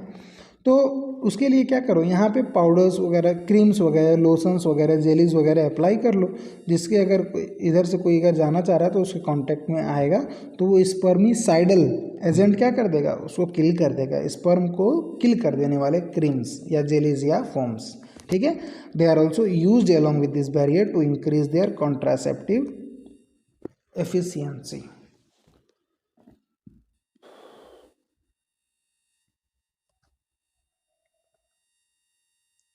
आगे देखिए, another effective and popular method is the use of IUD, intrauterine devices। बाकी और पॉपुलर मेथड्स क्या क्या हैं, IUDs, another popular contraceptive methods क्या हैं, इंट्रायूट्राइन डिवाइसेस। ये क्या होते हैं, ये ऐसे डिवाइस होते हैं that are inserted by doctors और expert nurses in the uterus through vagina. तो फीमेल के रिप्रोडक्टिव ट्रैक्ट में इंसर्ट किया जाता है। खास बात है कि ये डॉक्टर्स लगाते हैं। ठीक है, सेल्फ इंसर्टेड नहीं होता है। ठीक है, this intrauterine devices are presently available as non अलग अलग तरह के होते हैं, अलग अलग टाइप्स है, वही लिखा हुआ है, ध्यान से देखिए थोड़ा। IUDs बहुत इंपॉर्टेंट है। अभी तक तो दोनों आसान था, ये भी आसान है पर थोड़ा सा नया है आपके लिए। अलग अलग टाइप के IUDs अवेलेबल हैं मार्केट में, जैसे कि पहला है नॉन मेडिकेटेड IUD, दूसरा क्या है कॉपर रिलीजिंग IUD, और क्या है हार्मोन रिलीजिंग IUDs। तो ये 3 तरह के IUDs अवेलेबल हैं। नॉन मेडिकेटेड मतलब बस सिंपली इस पर कोई मेडिसिन वगैरह नहीं लगा रहेगा। ठीक है, इसका एग्जाम्पल क्या है, लीप्स लूप है, या कॉपर रिलीजिंग IUDs मतलब ये क्या मेटल उटल के बने हुए कुछ ऐसे स्ट्रक्चर होते हैं जिसपे जो कॉपर रिलीज करते हैं, कॉपर, और कॉपर क्या है, एक स्पर्मिसाइडल एजेंट है। ठीक है ना, तो कॉपर रिलीजिंग IUDs भी होते हैं। और हार्मोन रिलीजिंग IUDs मतलब ये कुछ हार्मोन रिलीज करते हैं जो कि क्या इनहिबिट करवाता है प्रेगनेंसी को। तो नॉन मेडिकेटेड में एग्जाम्पल क्या याद रखना है, लीप्स लूप याद रखना है। कॉपर रिलीजिंग में क्या, कॉपर T, कॉपर 7 या मल्टी लोड 375 एग्जाम्पल याद रखना है आपको। और हार्मोन रिलीजिंग IUDs में प्रोजेस्टासर्ट एंड LNG 20, LNG मतलब लीवोनॉर्जेस्ट्रॉल 20, लीवोनॉर्जेस्ट्रॉल 20, ये क्या है उसमें अप्लाइड रहता है इस हार्मोन रिलीजिंग IUDs में। ये IUDs यहाँ पे फिगर दिया हुआ है, देखिए कट 7 का, कॉपर T का।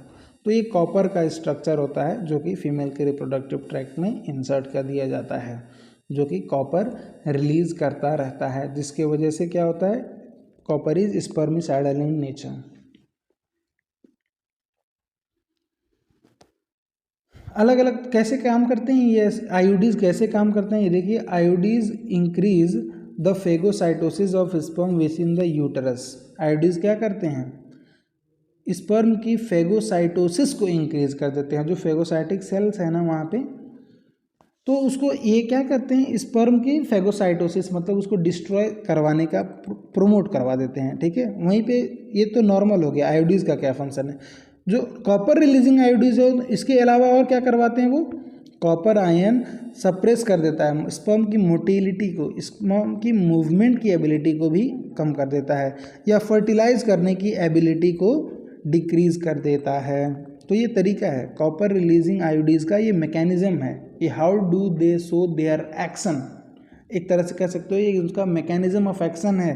क्या कि ये स्पर्म मोटिलिटी घटा देते हैं भाई, या फर्टिलाइजिंग कैपेसिटी ऑफ स्पर्म उसको रिड्यूस कर देते हैं, जिसके वजह से प्रेगनेंसी क्या के चांसेस घट जाते हैं। हार्मोन रिलीजिंग आयोडीज क्या करते हैं, देखिए the hormone releasing IUD in addition make the uterus unsuitable for implantation and the cervix hostile to sperm. Hormone releasing IUD क्या करते हैं, जो नॉर्मल एक आयोडी करता है वो तो ये भी करेंगे ही करेंगे, उसमें कोई डाउट नहीं है यार, वो तो ये भी करेंगे ही करेंगे। यहाँ पे क्या लिखा हुआ है, IUD increase phagocytosis of sperms with in the uterus, तो वो तो करेंगे ही करेंगे ये भी। उसके अलावा ये जो हार्मोन रिलीजिंग आयोडी हैं ये क्या करेंगे, they will make the uterus unsuitable for implantation, implantation भी नहीं होने देंगे, यूट्रस को चेंज कर देंगे जिसकी वजह से वहाँ इम्प्लांटेशन नहीं हो पाएगा, और वो सर्विक्स को क्या हॉस्टाइल कर देंगे स्पर्म के लिए, ताकि वो उसको अटैक करने लगे, ऐसा कुछ कर देंगे। आयोडीज क्या हैं, they are ideal contraceptives for female who want to delay pregnancy or space children.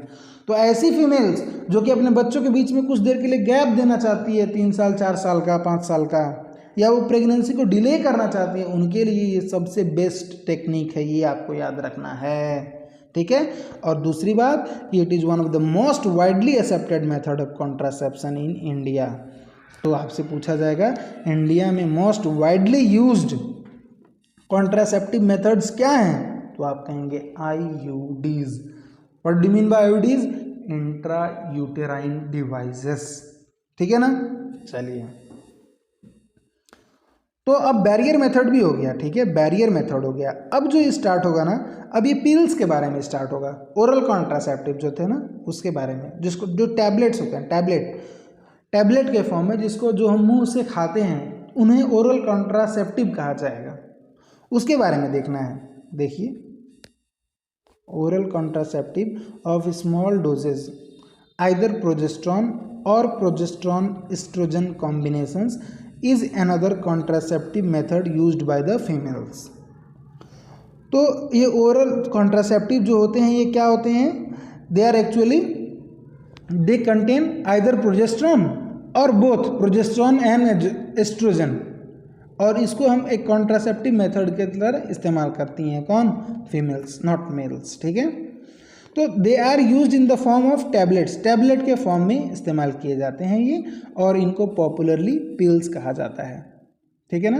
Pills को कब कब लेना होता है, अक्सर जो पिल्स होते हैं उनको डेली लेना होता है, for a period of 21 days, 21 दिन तक लगातार लेना होता है, ठीक है। और शुरू कब से करना होता है, शुरू starting preferably with in the first 5 days of menstrual cycle, पहले 5 दिन में ही शुरुआत करना होता है, और फिर बाद में जाकर हमें 7 दिन का गैप देना होता है, जिस टाइम पे क्या, कब 7 दिन का गैप कब देना, जब मेंस्ट्रुएशन हो रहा है उस टाइम पे आपको गैप देना होता है, और इसको फिर इसी पैटर्न में 21 दिन के इस्तेमाल करो, 7 दिन गैप करो, ऐसे करके सेम पैटर्न में इस्तेमाल करना रहता है, जब तक कि उस फीमेल को क्या कंसेप्शन को प्रिवेंट करना है, तब तक ऐसे इस्तेमाल करना रहता है, ठीक है। अब देखिए कैसे काम करता है ये oral contraceptive, how do they work, how do this oral contraceptives work, very important, again very important, आपको सब याद रखना है अलग अलग से। आयोडीज कैसे करता है, प्रेगनेंसी को प्रिवेंट करता है, कॉपर रिलीजिंग आयोडी कैसे प्रिवेंट करता है, हार्मोन रिलीजिंग आयोडी कैसे प्रिवेंट करता है, ओरल कॉन्ट्रासेप्टिव कैसे प्रिवेंट करता है कंसेप्शन को, ये सब याद रखना है। This are very important for your, even for your board and even for your NEET exam, okay. They, तो देखिए कैसे करते हैं, they inhibit ovulation and implantation, क्या ओवुलेशन को भी इनहिबिट करते हैं, इम्प्लांटेशन को भी इनहिबिट करते हैं, और as well as they alter the quality of cervical mucus, cervix में जो म्यूकस है ना उसकी भी क्वालिटी को चेंज कर देते हैं कुछ इस तरीके के, जिससे वो क्या करते हैं, स्पर्म की एंट्री को प्रिवेंट करते हैं या रिटार्ड करते हैं, घटा देते हैं, या तो बंद कर देंगे या तो थोड़ा कम कर देंगे, ठीक है। पिल्स बहुत ही इफ़ेक्टिव होते हैं, साइड इफ़ेक्ट्स बहुत कम होता है इनका, और फीमेल्स के द्वारा बहुत अच्छे तरीके से इसको एक्सेप्ट किया गया है, ठीक है। और यहीं पे इससे पहले आपने थोड़ा सा शुरुआत में क्या पढ़ा था, सहेली, जो कि क्या था, एक ओरल कॉन्ट्रासेप्टिव था। तो फिर देख लीजिए, Saheli the new oral contraceptive for female contains क्या, a non steroidal preparation, it is a once a week pill with very few side effects, ठीक है, and high contraceptive value, and it was developed by the scientist of CDRI, Central Drug Research Institute, that is situated in Lucknow, Uttar Pradesh, ठीक है। चलिए, progesterone alone or in combination with estrogen can also be used by female as injections or implants। तो यही progesterone और या progesterone oestrogen का combination को ही हम क्या इंजेक्शन के फॉर्म में भी इस्तेमाल कर सकते हैं, या इम्प्लांट्स के फॉर्म में। इम्प्लांट्स मतलब टैबलेट रहेंगे जो कट करके थोड़ा सा स्किन के अंदर रख दिया जाएगा। यहाँ पे फिगर भी दिया हुआ था इम्प्लांट्स का, देख लीजिए आप, ये देखिए फिगर 4.3 इम्प्लांट्स, ठीक है। चलिए, तो क्या है, एक्चुअली ये टैबलेट ही है, ठीक है, टैबलेट ही है जो स्किन के फॉर्म में स्किन के अंदर रखना होता है। हाँ, their mode of action is similar to that of pills and their effective period are much longer. क्या होता है, मोड ऑफ एक्शन तो वही है, सेम है जैसा पिल्स का होता है, बट क्या फ़र्क क्या है, duration of action, effective period, असर ज़्यादा देर तक रहता है। तो ये फ़ायदा है इम्प्लांट्स का, ठीक है ना। अच्छा, फिर एक नेक्स्ट इंपॉर्टेंट चीज़ देखिए, शुरुआत में मैंने अंडरलाइन किया था, आपने ध्यान दिया होगा, तो मैंने वहाँ हाईलाइट कर दिया था चीज़ों को येलो येलो। एक्चुअली वहाँ पे कुछ चीज़ें ऐसी थी जो ज़रूरी थी, बाकी की स्टोरी था तो उसको मैंने हाईलाइट कर दिया था। पर यहाँ पे तो हर लाइन इंपॉर्टेंट है, इसी वजह से कोई हाईलाइट करने का मतलब ही नहीं बनता। सब याद ही रखना भाई, आपको हर लाइन आपको जानना है, किसी भी लाइन से आपको सवाल पूछा जा सकता है, ठीक है। इसी वजह से मैंने यहाँ कोई हाईलाइट नहीं किया ऑलरेडी। आप तो सब समझो, सब याद रखना है भाई। नया चीज़ यहाँ पे दिया हुआ है, कुछ इमरजेंसी कॉन्ट्रासेप्टिव्स के बारे में दिया हुआ है। क्या होते हैं इमरजेंसी कॉन्ट्रासेप्टिव्स, जो इमरजेंसी कंडीशन में दिया जाता है। जैसे कि मान लीजिए कोई फीमेल है, उसने क्या कॉन्ट्रासेप्टिव मेथड या मान लीजिए कोई भी कॉन्ट्रासेप्टिव डिवाइस यूज़ करना भूल गई, या वो कर रही थी वो काम नहीं किया, फेल कर गया वो, या रेप वगैरह के केस में, ठीक है। इस सब केसेस में क्या, अब रेप वगैरह का केस होगा तो कोई भी फीमेल तो उस बच्चे को रखना तो नहीं चाहेगी ना, ठीक है कि नहीं। बहुत सारे इश्यूज हो जाएंगे ना, सोशल इश्यूज होंगे, तो वो उसको अवॉइड करना ही तो चाहेगी ना, मतलब। तो इस केसेस में यूज़ किया जाता है इमरजेंसी कॉन्ट्रासेप्टिव्स को।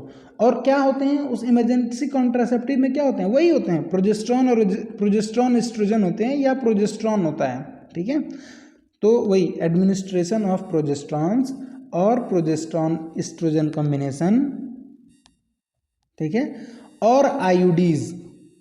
तो इमरजेंसी कॉन्ट्रासेप्टिव्स के फॉर्म में कौन होते हैं, या तो प्रोजेस्ट्रॉन, या प्रोजेस्ट्रॉन एस्ट्रोजन, या आईयूडी। इनको क्या यूज़ करना होता है 72 आवर्स विथ इन द 72 घंटे के अंदर ही, कोइटस के 72 घंटे के अंदर ही इस्तेमाल करना होता है। और ये बहुत इफेक्टिव साबित होते हैं as a emergency contraceptives, as they could be use to avoid possible pregnancy due to rape or casual unprotected intercourse, ठीक है ना। तो ये जो है आपके इमरजेंसी कॉन्ट्रासेप्टिव्स के बारे में यहाँ पे दिया हुआ है, जो आपको क्या करना है, आपको ध्यान रखना है, ठीक है ना, ठीक है। फिर देखिए, फिर जो लास्ट में था आपका क्या, सर्जिकल मेथड था, जिसको आप टर्मिनल मेथड कह रहे हो, जो परमानेंट मेथड था, परमानेंट इलाज है, या इसी को स्टरलाइजेशन कहा जाता है, ठीक है। कब किया जाता है, इसमें सर्जरी इन्वॉल्व होगा। इस मेथड में are generally advised for male और female partner as a terminal method to prevent any more pregnancies, ठीक है ना।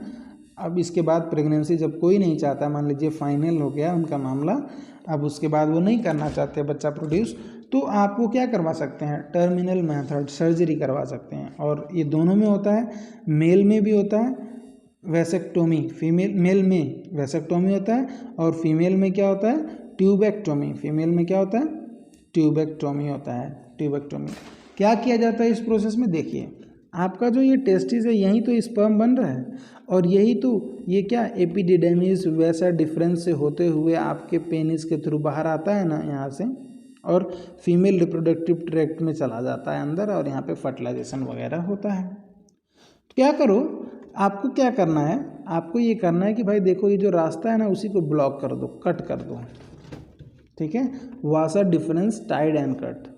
तो क्या होगा, स्पर्म यहाँ पे आएगा ही नहीं, आएगा ही नहीं कभी, ठीक है। तो कोइटस करो, बिंदास कोइटस कर सकते हो, प्रेगनेंसी हो गई ही नहीं। या फीमेल के केस में अगर देखो तो यहाँ ओवरी से जो आपका फैलोपियन ट्यूब है ना उसी को काट दिया गया है, फैलोपियन ट्यूब को काट दिया गया है, तो एग आएगा ही नहीं यहाँ पे। तो अगर स्पर्म मान लो बाई चांस आता आ भी रहा है तो भी कोई दिक्कत नहीं, कहोगे सर यहाँ पे तो कट दिया तो कैसे आएगा सर, अरे तो मेल अगर एक ही कपल को दोनों को कराने की ज़रूरत नहीं है, कोई एक करा ले काफ़ी है, समझ रहे हो। एक कपल को, एक अगर कपल हैं, एक मेल पार्टनर फीमेल पार्टनर, तो उसमें से कोई एक करा ले काफ़ी है, ज़रूरी नहीं है कि दोनों कराएं ना, ठीक है ना। तो बस इसका नुकसान क्या है, नुकसान ये है कि this method is not reversible. अच्छा यहीं पे एक बहुत इंपॉर्टेंट सवाल आ जाता है मेरे हिसाब से, तो बच्चा पूछता है कि सर यहाँ पे क्या करना है, यहाँ पे जैसे अगर यहाँ पे बांध दिया गया तो ये स्पर्म कहाँ जाएगा, स्पर्म कहाँ जाएगा। तो बाबू देखो स्पर्म क्या होता है ना, यहीं टेस्टिस में ही जो फेगोसाइटिक सेल्स होते हैं उस स्पर्म को डिस्ट्रॉय कर देते हैं। बस आपको तो यही ध्यान रखना है कि ये डिस्ट्रॉय कर देते हैं। तो अगर सर ये कर देते हैं अभी तो फिर पहले क्यों नहीं कर देते थे, तो पहले वो एक्चुअली जब प्रोसेस चल रहा था तो बना रहे थे ये, लेकिन जब यहाँ पे कुछ ऐसा होगा कि स्पर्म रिलीज नहीं होगा उतना, तो बाद में जाकर ये प्रोसेस को रोक दिया जाता है, आपके बॉडी के रिस्पॉन्स एक तरह का कि यहाँ रोक दिया जाता है और यहीं पे डिस्ट्रॉय कर दिया जाता है उन स्पर्म्स को, ठीक है ना। ये बिल्कुल सच्ची बात है कि यहाँ पे डिस्ट्रॉय कर दिया जाता है, यहीं पे ख़त्म हो जाते हैं। हाँ बाकी देखो, अब देखो बहुत ज़रूरी बात क्या, इंटरकोर्स के टाइम पे इजैकुलेट तो होगा, इजैकुलेशन होगा, इंटरकोर्स के टाइम पे इजैकुलेशन होगा, पर उस इजैकुलेशन में ये जो ग्लैंड्स हैं आपके, इन सब ग्लैंड्स के क्या रहेंगे, फ्लूइड रहेंगे, उस पर स्पर्म नहीं रहेगा, उस पर स्पर्म नहीं रहेगा, तो कोई दिक्कत नहीं होगी। तो उसको देखकर घबराना नहीं है, ठीक है ना, कोई बात नहीं, घबराना नहीं है। चलिए पढ़ लेते हैं क्या लिखा हुआ है। Surgical intervention block gamete transport and thereby prevent conception. तो सर्जिकल ब्लॉकिंग हो, क्या करता है, गैमीट को ब्लॉक, गैमीट ट्रांसपोर्ट ब्लॉक कर देता है, जिससे कंसेप्शन प्रिवेंट हो जाता है। Sterilization procedure in male is called vasectomy and female it is called tubectomy. Vasectomy में क्या किया जाता है, small part of the vasa deferens is removed और tied up through small incision on the scrotum, ठीक है, तो उसको काट के अलग अलग टाई कर दिया जाता है, ठीक है ना।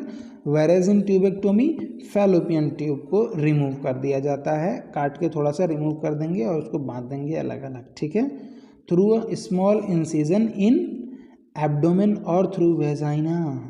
देखो देखो देखो देखो, मेल में जब वैसेक्टोमी करेंगे ना तो वो स्क्रोटम के थ्रू जाकर करेंगे, स्क्रोटम के थ्रू, लेकिन अगर फीमेल में वही करना हो ना तो वो एब्डोमेन के रास्ते से इंसिजन चीर कर अंदर जाएंगे, ठीक है, मतलब अपना सीजर्स वगैरह जो होगा, नाइफ वगैरह जो होगा उनका, डॉक्टर्स का जो इस्तेमाल करते होंगे, तो वो एब्डोमेन या थ्रू वेजाइना दोनों ऑप्शन अवेलेबल है, ठीक है।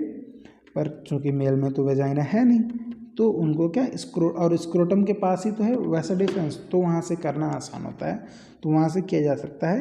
ये भी बहुत ज़रूरी बात है जो आपको ध्यान रखनी है, ठीक है। फिर क्या कहता है, this techniques are highly effective but their reversibility is poor. तो टेक्निक तो बहुत असरदार है, एकदम असरदार है, पर रिवर्सिबल नहीं है भैया, रिवर्सिबल नहीं है, तो ये परमानेंट इलाज है, ठीक है। अगर आप परमानेंट इस मोह माया से छुटकारा पाना चाहते हो तो आपको ये टेक्निक्स अपनाने हैं, ठीक है। It needs to be emphasized that the selection of a suitable contraceptive method and its use should always be undertaken in consultation with the qualified medical professionals. तो कौन सा कंट्रासेप्टिव मेथड आप इस्तेमाल कर रहे हो वो क्या एक मेडिकल प्रोफेशनल के कंसल्टेशन में ही इस्तेमाल करना है, ऐसा नहीं कि खुद से करने लगे भाई इलाज, है कि नहीं. One must also remember that contraceptives are not regular requirement for the maintenance of reproductive health. तो रिप्रोडक्टिव हेल्थ के लिए क्या मेंटेन करने के लिए कॉन्ट्रासेप्टिव्स हमेशा ज़रूरी नहीं है या अच्छी चीज़ नहीं है, ऐसा कुछ कह रहा है. In fact they are practised against a natural reproductive event. ये क्या है एक्चुअल में जो आप कर रहे हो ये एक नेचर के अगेंस्ट करते जा रहे हो ना, तो इसके नुकसान भी हो सकते हैं, इसके साइड इफ़ेक्ट्स भी हो सकते हैं, क्योंकि वो तो एक नेचुरल प्रोसेस है ना. इंटरकोर्स के टाइम पे फर्टिलाइजेशन होना, प्रेगनेंसी होना, वो एक नेचुरल इवेंट है ना. अब नेचर से खिलवाड़ करोगे तो दिक्कत तो होगा ही ना, है कि नहीं. होगा, ज़रूर होगा, वही पढ़ना है.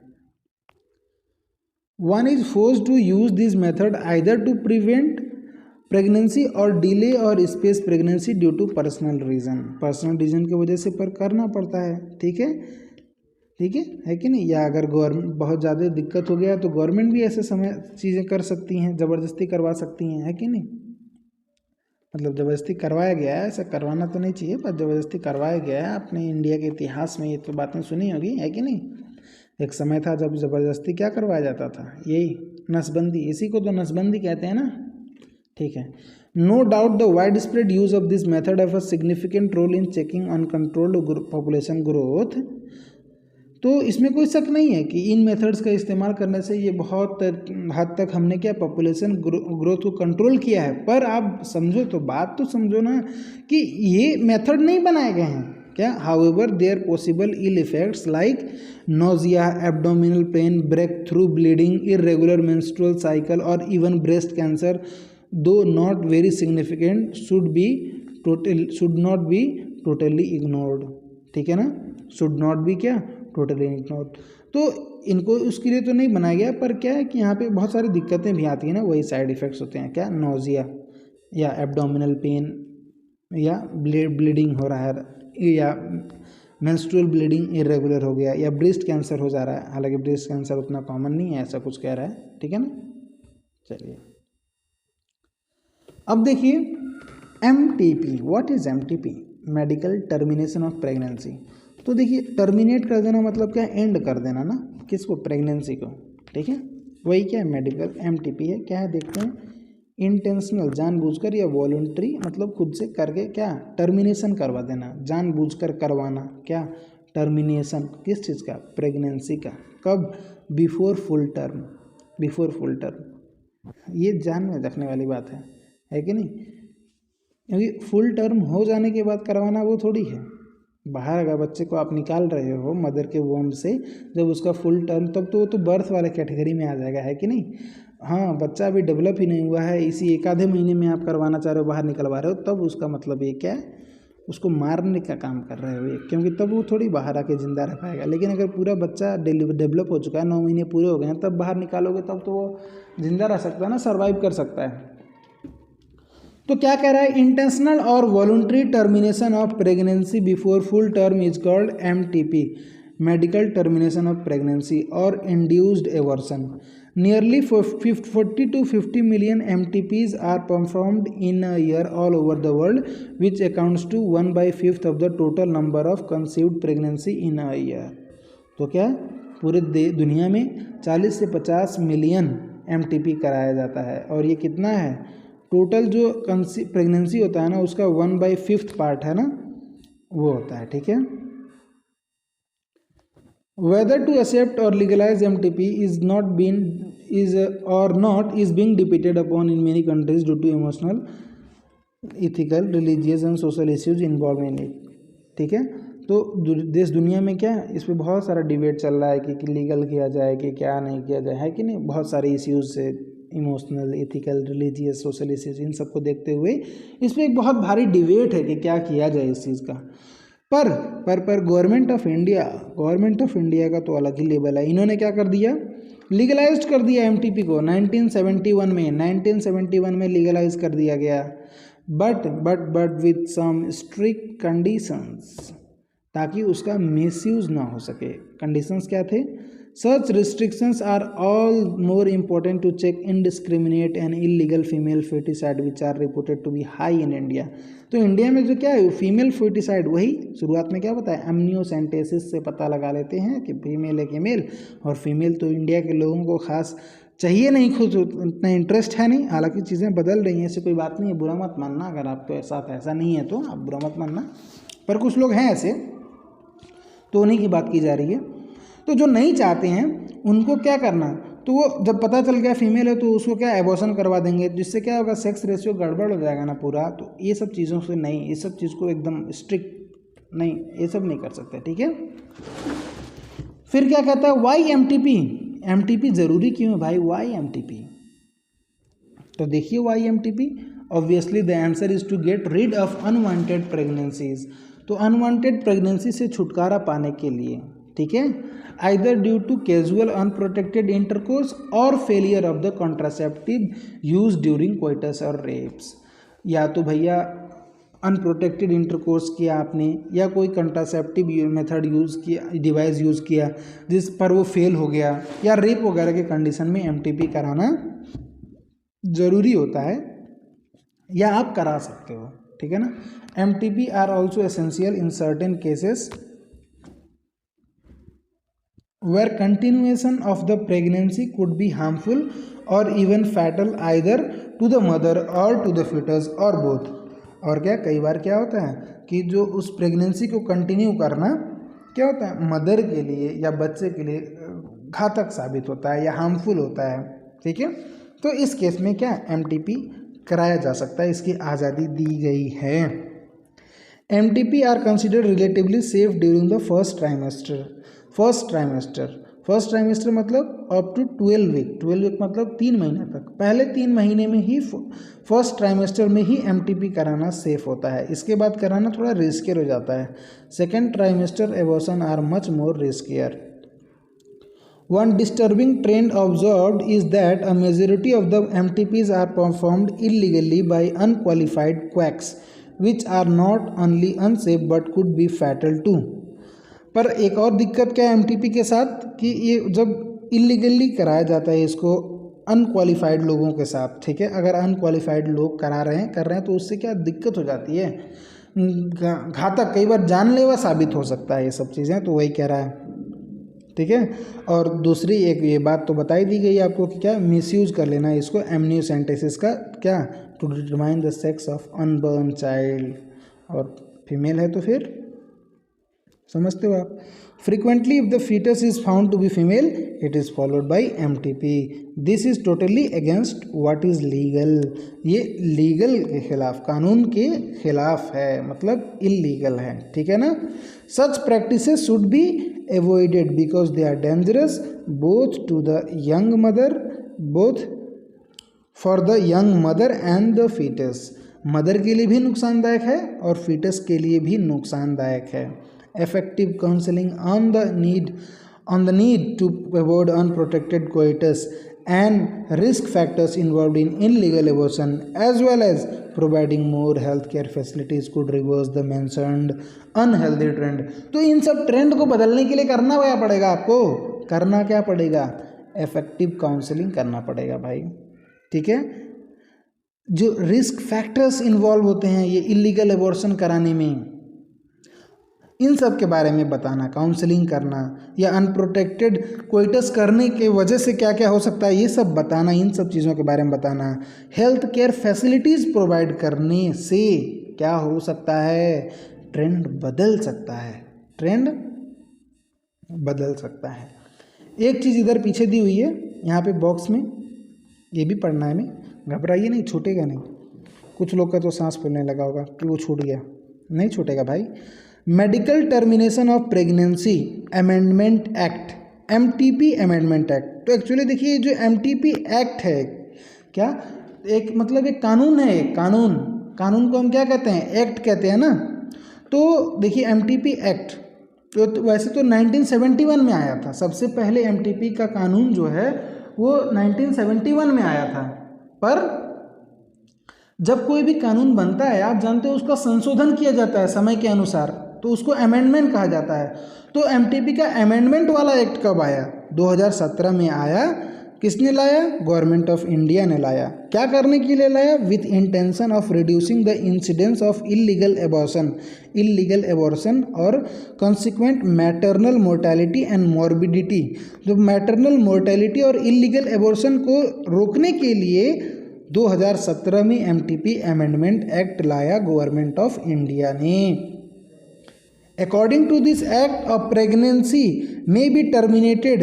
According to this act, a pregnancy may be terminated on certain considered ground within the first 12 weeks of pregnancy, on the opinion of one registered medical practitioner. देखिए ARMP रजिस्टर्ड मेडिकल प्रैक्टिशनर का मतलब होता है एक doctor, ठीक है। तो यहाँ पे कंडीशन क्या था, ये एमटीपी अमेंडमेंट एक्ट 2017 में कंडीशन क्या था कि कब आप टर्मिनेशन एमटीपी करवा सकते हो। तो उसका शर्त ये था कि आपको तो सबसे पहले कराना है क्या, अगर 12 हफ्ते के अंदर ही करवा रहे हो अगर आप ना एमटीपी, तो उसमें एक डॉक्टर का सलाह ले लो, काफ़ी है। एक डॉक्टर का अगर राय है कि हाँ ठीक है आई करा सकते हैं, कोई दिक्कत नहीं, इनके पास समस्या है, कराना ज़रूरी है, अगर एक डॉक्टर ने साइन कर दिया उस पर अलाउ कर दिया तो आप करा सकते हो। लेकिन अगर वो प्रेगनेंसी 12 वीक से ज़्यादा हो गई है या 12 वीक से लेकर 24 वीक के अंदर का फीटस हो गया है, तब आपको एक डॉक्टर के सलाह से काम नहीं चलेगा। एक डॉक्टर के प्रिस्क्रिप्शन से या सलाह से आपको काम नहीं चलेगा। अब आपको क्या, 2 रजिस्टर्ड मेडिकल प्रैक्टिशनर का ओपिनियन चाहिए होगा, ठीक है, तभी आप करा सकते हो, नहीं तो आप एमटीपी नहीं करा सकते हो, ठीक है। इसके साथ साथ और क्या, और ये कि ये भी होना चाहिए कि ये जो प्रेगनेंसी है ना, उस continuation of pregnancy would involve a risk to the life of pregnant women और ऑफ ग्रेव इंजुरी फिजिकल और मेंटल हेल्थ। तो उसके साथ साथ ये कंडीशन होना चाहिए कि अगर आप 12 वीक के पहले ही करा रहे हो तो एक डॉक्टर का सलाह काफ़ी है, लेकिन अगर 12 वीक से लेकर 24 वीक के अंदर का फीटस है तब 2 डॉक्टर का सलाह चाहिए प्लस। और वो सलाह भी कब काम आएगा, तभी काम आएगा जब उसमें ऐसा कुछ सिचुएशन हो कि वो जो मदर है प्रेग्नेंट वुमेन है, उसके जान का खतरा हो, कोई फिजिकल हार्म हो, मेंटल हेल्थ पे नुकसान पहुंचने वाला कंडीशन हो, तभी आप करा सकते हो, नहीं तो आप बिल्कुल भी नहीं करा सकते हो। या उसके अलावा क्या हो, there is a substantial risk that of the child where born if would suffer from such physical और mental abnormalities as to be seriously handicapped. तो अगर ये होगा कि कुछ जो बच्चा पैदा होने वाला है ना, उसको कोई फिजिकल या मेंटल एबनॉर्मेलिटीज़ होगी या सीरियस डिसऑर्डर्स होंगे, ठीक है, या सीरियसली हैंडीकैप्ड होगा, ऐसा पता चल गया है पहले ही एमनियोसेंटेसिस कराकर या किसी और तरीके से, तभी आप एमटीपी करा सकते हो। तो आपको पता चल गया होगा, आई होप अब आप समझ गए होंगे कि एमटीपी अमेंडमेंट एक्ट जो 2017 में लाया गया है वो किस मकसद से लाया गया। वो इस मकसद से लाया गया कि मैटरनल मोर्टिलिटी और इलीगल एबॉर्शन को रिड्यूस कर दिया जा सके, जिसमें कुछ शर्त रखी गई कि अगर आप 12 वीक से पहले ही करा रहे हो अंदर तो एक डॉक्टर का सलाह, 12 से 24 वीक के अंदर करा रहे हो 2 डॉक्टर का सलाह, अलॉन्ग विथ अगर ऐसा कुछ मामला है कि या तो मदर को नुकसान है या तो जो बच्चा पैदा होने वाला है वो बहुत ही हैंडीकैप्ड होने वाला है सीरियसली, या उसके अंदर कोई फिजिकल या मेंटल एबनॉर्मेलिटी होने वाली है। अब इसके बाद जो टॉपिक है आपका क्या है, सेक्सुअली ट्रांसमिटेड इन्फेक्शंस हैं, STIs के बारे में है, या सेक्सुअली ट्रांसमिटेड डिजीज़ के बारे में। ऐसी डिजीज़ जो सेक्स के दौरान मतलब सेक्स इन्वॉल्वमेंट के वजह, सेक्स में इन्वॉल्व होने की वजह से ट्रांसमिट होती हैं। तो इसमें बहुत ज़्यादा कुछ है नहीं, बहुत आसान चीज़ दी हुई है, पढ़ लेते हैं, बस नाम दी हुई है डिजीज़ की और कुछ खास नहीं दिया हुआ है। तो व्हाट आर STIs या STDs? Infection or disease which are transmitted through sexual intercourse are collectively called sexually transmitted infection या STI, या उनको दूसरा नाम क्या है, वेनरल डिजीज़ या RTI, reproductive tract infections.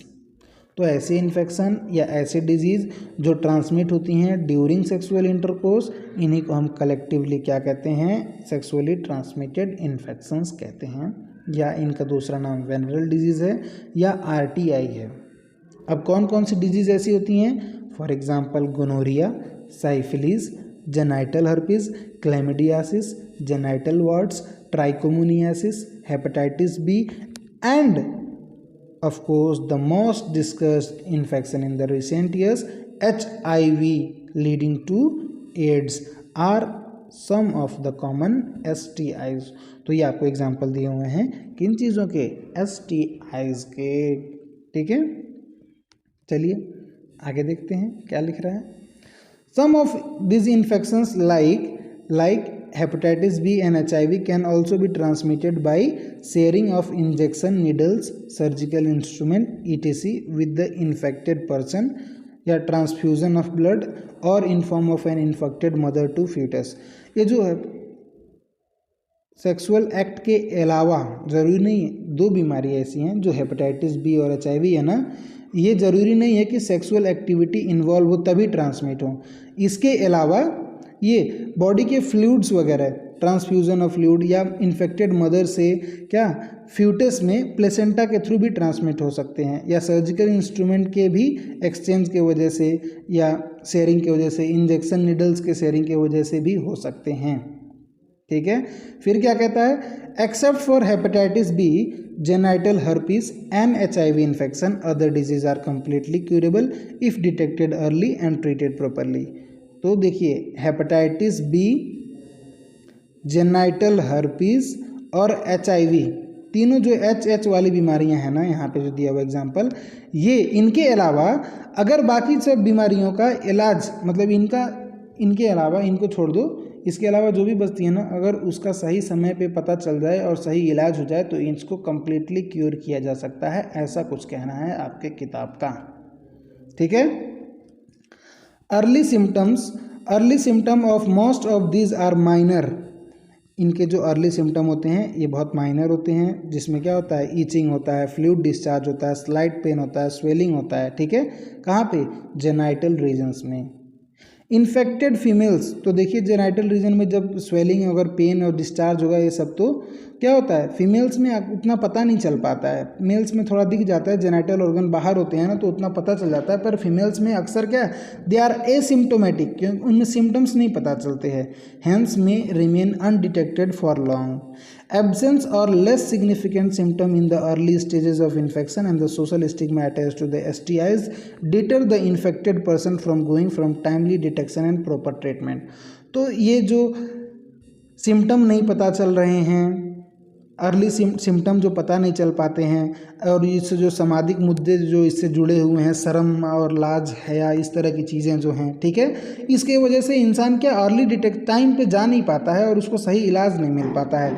This could lead to complications later, इसके वजह से आगे जाके क्या कॉम्प्लिकेशंस आ जाते हैं, विच इंक्लूड, और आगे चलकर यही क्या बन जाते हैं? पेल्विक इन्फ्लामेटरी डिजीजेज हो जाती हैं, जिनको आप क्या कहोगे? मतलब पूरा पेल्विक रीजन में बीमारी बढ़ जाती है, फैल जाती है, जिसको आप PID कहोगे, या एबॉर्शंस के केसेस बढ़ने लगते हैं उस फीमेल के अंदर। ठीक है, या स्टिल बर्थ्स, यानी बच्चे मरे हुए पैदा होते हैं, या एक्टोपिक प्रेगनेंसी होती है, मतलब प्रेगनेंसी अलग जगह पे, थोड़ा सा सही जगह गलत जगह पे इम्प्लांटेशन हो जाए तो उसको एक्टोपिक प्रेगनेंसी कहा जाता है, या इनफर्टिलिटी आ जाता है, या रिप्रोडक्टिव ट्रैक्ट में कैंसर हो जाता है, इस तरह की चीज़ें आती हैं। ठीक है, फिर क्या कहता है? STI are major threat, STI are major through the healthy society के लिए एक बहुत बड़ा क्या है? थ्रेट है। ठीक है, नुकसान है एक तरह से। देयरफॉर प्रिवेंशन और early detection and cure of the disease are given prime consideration on the RCH programme. तो RCH प्रोग्राम में इन चीज़ों का बहुत अच्छे से ध्यान रखा जाता है। Though all person are vulnerable to this infection, हर कोई वल्नरेबल है इसके लिए, पर ख़ास तौर पे वो लोग जो 15 से 24 साल के उम्र के लोग हैं, या जो सबसे रिप्रोड्यूसिबल एज में जो बिलोंग करते हैं ना, उनमें थोड़ा इन्फेक्शन के चांसेस कैसे हैं? हाई हैं। ठीक है, there is no reason to panic because prevention, अब इसमें घबराने की कोई बात नहीं है। क्यों? क्योंकि प्रिवेंशन पॉसिबल है, one could be free of this infection by following the simple principles given below. इन सब चीज़ों को फॉलो करके वो बच सकता है। और यहाँ पे 3 चीज़ें दी हुई हैं जो आपको जानना है। पहला चीज़ क्या है, avoid sex with unknown partner और मल्टीपल पार्टनर। तो आप सेक्स को से बचें, अननोन पार्टनर से, अननोन अनजान लोग से, या मल्टीपल पार्टनर से सेक्स को बचें, या कॉन्डम्स का यूज़ करें कोइटस के टाइम पे, और अगर कोई डाउट हो तो क्वालिफाइड डॉक्टर्स को विजिट करें ताकि अर्ली डिटेक्शन हो सके और कंप्लीट ट्रीटमेंट हो सके। अगर आपको इन्फेक्शन से डायग्नोस किया जाता है, अगर आपके अंदर इन्फेक्शन पता चलता है तो उसका सही समय पे उपचार किया जा सके सही तरीके से। तो नेक्स्ट टॉपिक क्या है आपका, इनफर्टिलिटी, और यही आपका लास्ट टॉपिक है, इनफर्टिलिटी। इनफर्टिलिटी का मतलब क्या होता है, देखिए आगे लिखा हुआ है, a discussion on reproductive health is incomplete without mention of infertility. A large number of couple all over the world including India are infertile. Infertile है मतलब बहुत से ऐसे कपल हैं इस दुनिया में जो इंक्लूडिंग इंडिया जो कि इनफर्टाइल है। इनफर्टाइल का मतलब they are unable to produce children in spite of unprotected, unable when any couple is unable to produce children in spite of unprotected sexual cohabitation। मतलब अगर बिना किसी प्रोटेक्शन या कॉन्ट्रासेप्टिव मेथड्स यूज नहीं कर रहे हैं फिर भी सेक्सुअल कोहैबिटेशन या सेक्सुअल इंटरकोर्स के बाद वो चाइल्ड प्रोड्यूस नहीं कर पा रहे हैं तो इसी केस को इनफर्टिलिटी कहा जाता है। ठीक है, क्या रीजंस है इनफर्टिलिटी का, देखिए the reasons for this could be many physical, congenital diseases, drugs, immunological और इवन साइकोलॉजिकल रीजंस का क्या है, बहुत सारे फिजिकल चीज़ें भी हो सकती हैं, कॉन्जेनाइटल मतलब बाई बर्थ वाली चीज़ें, कुछ बीमारियां हो सकती हैं, ड्रग्स दवाइयां, या कुछ इम्यूनिटी से रिलेटेड, या साइकोलॉजी से संबंधित बातें से भी असर पड़ता है। ठीक है, इन इंडिया की बात देखिए, often the female is blamed for the couple being childless but more often, India में क्या अक्सर ब्लेम किस पे, फीमेल पे दिया जाता है अगर वो कपल बेबी प्रोड्यूस नहीं कर पा रहा है। बट क्या कहता है, मोर ऑफन, अक्सर, आमतौर पर, ज़्यादातर केसेस में ऐसा होता है कि प्रॉब्लम जो है ना मेल पार्टनर में ही होती है। ठीक है, specialised health care units, infertility clinics, specialised health care unit जिनको इनफर्टिलिटी क्लिनिक कहेंगे, ये क्या करते हैं, they could diagnose and provide corrective treatment of some of this disorder and enable those couple to have children. तो जो नहीं कर पा रहे हैं कंसीव, मतलब चिल्ड्रेन नहीं प्रोड्यूस कर पा रहे हैं, उनके लिए क्या है, इनफर्टिलिटी क्लिनिक्स है जहाँ पर वो जाकर अपना डिजीज़ डायग्नोज करवा सकते हैं, ट्रीटमेंट ले सकते हैं और चाइल्ड प्रोड्यूस कर सकते हैं। However, where such corrections are not possible, the couples could be assisted to have children through certain special techniques। और अगर कहीं पे वो सब नहीं हो पा रहा है तो उससे अलावा भी थोड़ी सी स्पेशल टेक्निक्स अवेलेबल हैं जिनको असिस्टेड रिप्रोडक्टिव टेक्नोलॉजी कहा जाएगा। असिस्टेड रिप्रोडक्टिव टेक्नोलॉजी कहा जाएगा, जैसे कि ART। ठीक है ना, अब ART के बारे में पढ़ना है, असिस्टेड रिप्रोडक्टिव टेक्नोलॉजी, जिसमें 2 पार्ट में पढ़ना है आपको। एक पढ़ना है इन विट्रो फर्टिलाइजेशन और दूसरा पढ़ना है क्या, इन वीवो फर्टिलाइजेशन। दूसरा क्या है, इन वीवो फर्टिलाइजेशन। यहाँ पे 2 तरह का होता है। ठीक है, आपका जो ART टेक्निक्स होते हैं, ये जो ART है ना, ये 2 तरह का हो सकता है। इन वीवो फर्टिलाइजेशन मतलब यहाँ पे क्या करवाते हैं, फर्टिलाइजेशन कराते हैं outside the in vitro fertilisation.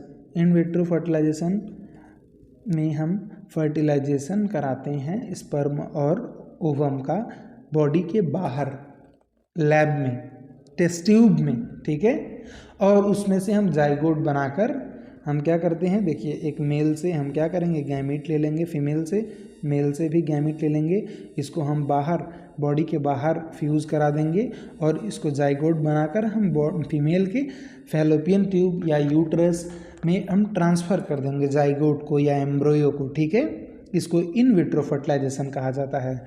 और या तो दूसरा तरीका, आप चाहो तो फीमेल के बॉडी के अंदर ही फर्टिलाइजेशन करवा दो थ्रू क्या, स्पर्म को बाहर आर्टिफिशियल इंसेमिनेशन के थ्रू आप करवा दो, ठीक है, या गैमीट ट्रांसफ़र करवा दो फीमेल के अंदर, अगर उसका मेल पार्टनर प्रोड्यूस नहीं कर पा रहा है मेल को या उसका स्पर्म को, या उसका स्पर्म काउंट कम हो, तो ऐसे केस में हम इन विवो फर्टिलाइजेशन का भी इस्तेमाल करते हैं। इसमें क्या किया जाता है, स्पर्म को लेकर इंसर्ट करा दिया जाएगा, इंसेमिनेशन करा दिया जाएगा। इसी टेक्निक को आर्टिफिशियल इंसेमिनेशन कहा जाएगा, या गैमीट ट्रांसफ़र करवा दिया जाएगा। एक या अगर कोई फीमेल एग नहीं प्रोड्यूस कर पा रही है तो किसी डोनर फीमेल से एग लेकर उस फीमेल के अंदर डाल दिया जाएगा, या वही फीमेल मान लीजिए उसके ओवेरी में बन तो रहा है पर वो आ नहीं पा रहा है फैलोपियन ट्यूब में, तो उससे वहीं से निकाल कर इधर डाल दो, ठीक है। तो ये सब क्या है, फर्टिलाइजेशन तो बॉडी के अंदर ही होगा ना, तो इन विवो फर्टिलाइजेशन यानी ART is of two type, in vitro fertilisation and in vivo fertilisation. पहले देखते हैं इन विट्रो फर्टिलाइजेशन यानी IVF, यानी fertilisation outside the baby in almost similar condition as in the body. ऐसा similar condition हम produce कर देते हैं और वहाँ पे फर्टिलाइजेशन कराते हैं। इसके बाद फर्टिलाइजेशन हो जाएगा, जाइगोट बनेगा, एम्ब्रियो बनेगा और एम्ब्रियो को ट्रांसफ़र कर दिया जाएगा, जिसको ET कहोगे आप, एक तरीका है। इस मेथड में, इसी मेथड को पॉपुलरली हम टेस्ट ट्यूब बेबी प्रोग्राम कहा जाता है। क्या करते हैं इसमें, ओवम फ्रॉम द वाइफ, उसी फीमेल से या किसी डोनर फीमेल से ले लिया जाएगा, ठीक है। और उसी फीमेल से कब लिया जाएगा, अगर वो फीमेल में प्रोड्यूस कर पा रही है, ठीक है, या अगर फीमेल प्रोड्यूस नहीं कर पा रही है तो उसके दूसरे किसी डोनर फीमेल से ले लो और स्पर्म ले लो, या तो हस्बैंड से ही ले लो या किसी डोनर से ले लो, जो भी आपको सही लगे, और इन दोनों को क्या करवाओ, कलेक्ट करवाओ और इंड्यूस्ड कराओ, टेस्ट ट्यूब में जाइगोट बनवाओ, ठीक है, under simulated conditions, specific conditions में आप क्या करो, जाइगोट बनवाओ।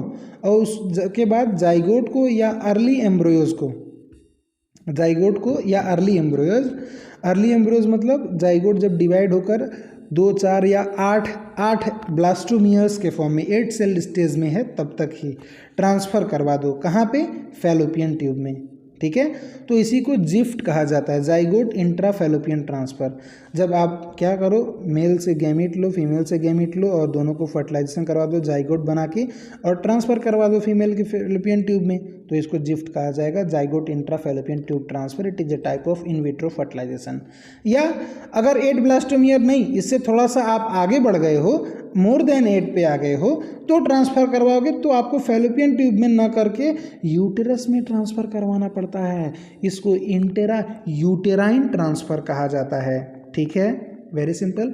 तो ZIFT and IUT both are example of in vitro fertilisation, और इन्हीं के प्रोडक्ट्स, इन्हीं से जो बेबी बनता है उसी को टेस्ट ट्यूब बेबी कहा जाता है। इस पूरे प्रोग्राम को टेस्ट ट्यूब बेबी प्रोग्राम कहा जाता है। इंडिया में जो सबसे पहला टेस्ट ट्यूब बेबी थी उसका नाम था क्या, दुर्गा, ठीक है, Durga,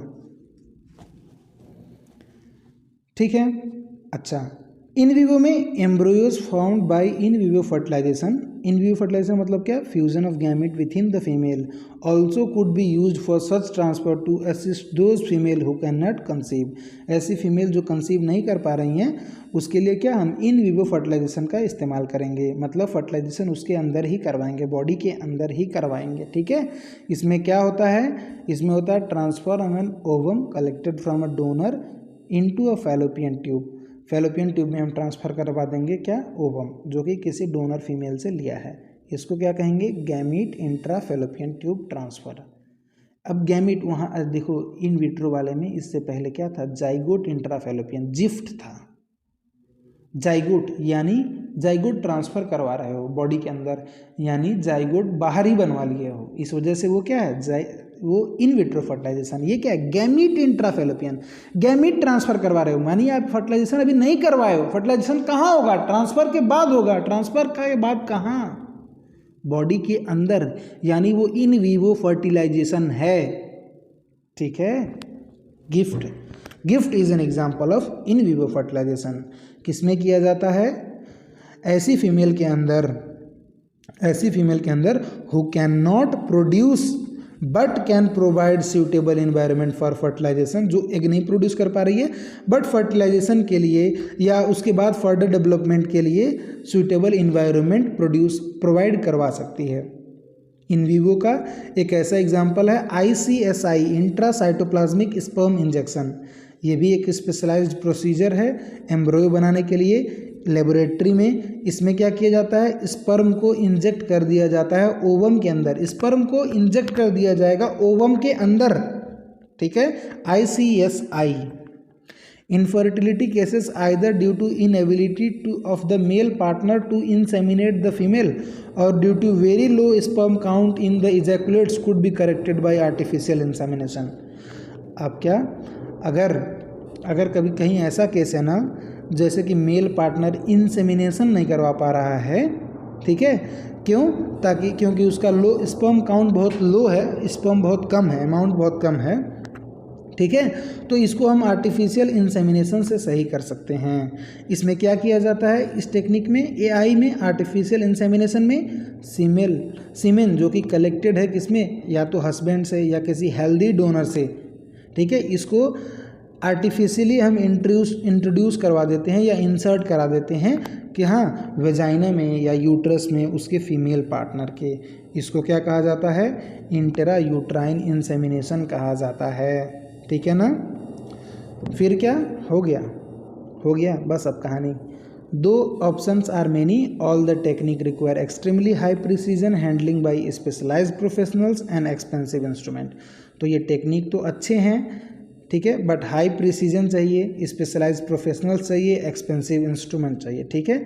therefore this facilities are presently available only in very few countries, ठीक है, very few centres in the country में कुछ जगहों पर ही अवेलेबल है, ठीक है। Obviously there benefit is affordable to only a limited number of people. इसके बेनिफिट कुछ लिमिटेड नंबर ऑफ पीपल ही ले सकते हैं, और इसके साथ साथ इसमें कुछ बाधाएं भी आती हैं, जैसे emotional, religious and social factors, ठीक है, भी इसमें आते हैं। इन मेथड्स को अडॉप्ट करने में ये सब भी थोड़ा से बाधाएं बनती हैं, ठीक है। अब देखिए क्या कहता है, since the ultimate aim of all this procedures is to have children. अगर इन सभी प्रोसीजर्स का अल्टीमेट एम क्या है, आखिर बच्चे पैदा करना ना, तो इसका एक सुझाव आपको ये देता है कि देखो भाई, इंडिया में तो क्या, we have so many orphan and destitute children. बहुत सारे ऐसे ऑर्फन्स हैं ना जिनके कोई ठिकाना नहीं, माँ बाप वो ऑर्फेनेजेस में रह रहे हैं। तो आप क्या करो, जिनका कोई ठिकाना ही नहीं है कि वो बचेंगे कि क्या करेंगे, कौन इसका ख्याल रखने वाला है, तो इससे बढ़िया है कि अडेप्ट कर लो। और ये अडेप्टेशन हमारा कानून भी इसकी इजाज़त देता है। Our law permit legal adoption and it is as yet one of the best method for couple looking for parenthood. तो अगर कोई माँ बाप का सुख प्राप्त करना चाहता है तो ज़रूरी नहीं है कि अगर आप प्रोड्यूस नहीं कर पा रहे हो तो ज़रूरी थोड़ी है कि प्रोड्यूस करो, भाई आप अडॉप्ट कर लो। बहुत सारे ऐसे बच्चे हैं जिनको ज़रूरत है माँ बाप की, घर की, ठीक है। तो आपके लिए एक बेहतर ऑप्शन ये हो सकता है कि ये लाखों रुपए खर्च करने से बेहतर ये है, और अडॉप्ट कर लो आप, अडॉप्ट नहीं अडॉप्ट, ठीक है, ठीक है। फिर इसके बाद समरी में क्या दिया हुआ है, रिप्रोडक्टिव, वही चीज़ें जो पढ़ा हमने, reproductive health refer to total wellbeing in all aspect of reproduction, physical, emotional, behavioural and social. Nation was first to introduce initiate an action plan at national level for attaining a reproductively healthy society. और क्या कह रहा है, counselling and creating awareness among people about reproductive organ, adolescence and associated changes and hygienic practices and about STIs including AIDS is the primary step toward reproductive health। Reproductive health करने के लिए क्या करना पड़ेगा बताया हमने आपको, या मेडिकल फैसिलिटीज़ प्रोवाइड करो और इन सब चीज़ों के बारे में लोगों को बताओ, ठीक है, जानकारी प्रोवाइड कराओ, ठीक है। इसके अंदर आता है RCH प्रोग्राम्स के अंदर यही सब आता है, ठीक है। ओवरऑल फिर क्या कह रहा है, overall improvement in reproductive health has taken place in our country, जिसकी वजह से reduced maternal and infant mortality हुआ है, early detection and care of STIs हुआ है, assistance to infertile couples, improved health facilities, ठीक है, और वेरियस कॉन्ट्रासेप्टिव ऑप्शंस अवेलेबल हैं जिनके बारे में हमने देखा, ठीक है ना। मेडिकल MTP क्या है, it is legalise in our country. अगर कोई आप अनवांटेड प्रेगनेंसी, रेप या इस तरह के रिलेशंस के वजह, कैजुअल रिलेशनशिप की वजह से हो गया है, उसको आप छुटकारा पाना चाहते करा सकते हो आप। और इन्फेक्शंस के बारे में दिया हुआ है, STIs या पेल्विक इन्फ्लेमेटरी डिजीज़ के बारे में, उनके वजह से होने वाले दिक्कतों के बारे में दिया हुआ है। तो ये सब चीज़ें वो हैं जो हम पढ़ चुके हैं। फिर क्या कहता है यहाँ पे ये कहता है, देखिए ये चीज़ जो नहीं था पीछे, सॉरी जो नहीं था वो देखिए, इनफर्टिलिटी कब आप कंसिडर करेंगे, ये मान ली देखिए कंडीशन क्या है यहाँ पे, इनएबिलिटी टू कंसीव और produce children even after 2 year of unprotected sexual cohabitation is called infertility. अगर अनप्रोटेक्टेड सेक्सुअल इंटरकोर्स 2 साल तक करने के बाद भी अगर बच्चा नहीं पैदा हो रहा है ना, तभी उसी को हम इनफर्टिलिटी मानेंगे, ठीक है। और इसके लिए क्या बहुत सारे मेथड्स अवेलेबल हैं, जैसे कि in vitro fertilisation followed by embryo transfer ET, ठीक है, और इसी को टेस्ट ट्यूब बेबी प्रोग्राम कहा जाता है, ठीक है। So that's the end about the chapter. Thank you very much for watching. If you want any other videos regarding any chapter, you can comment down in the comment section. Thank you very much. Bye bye.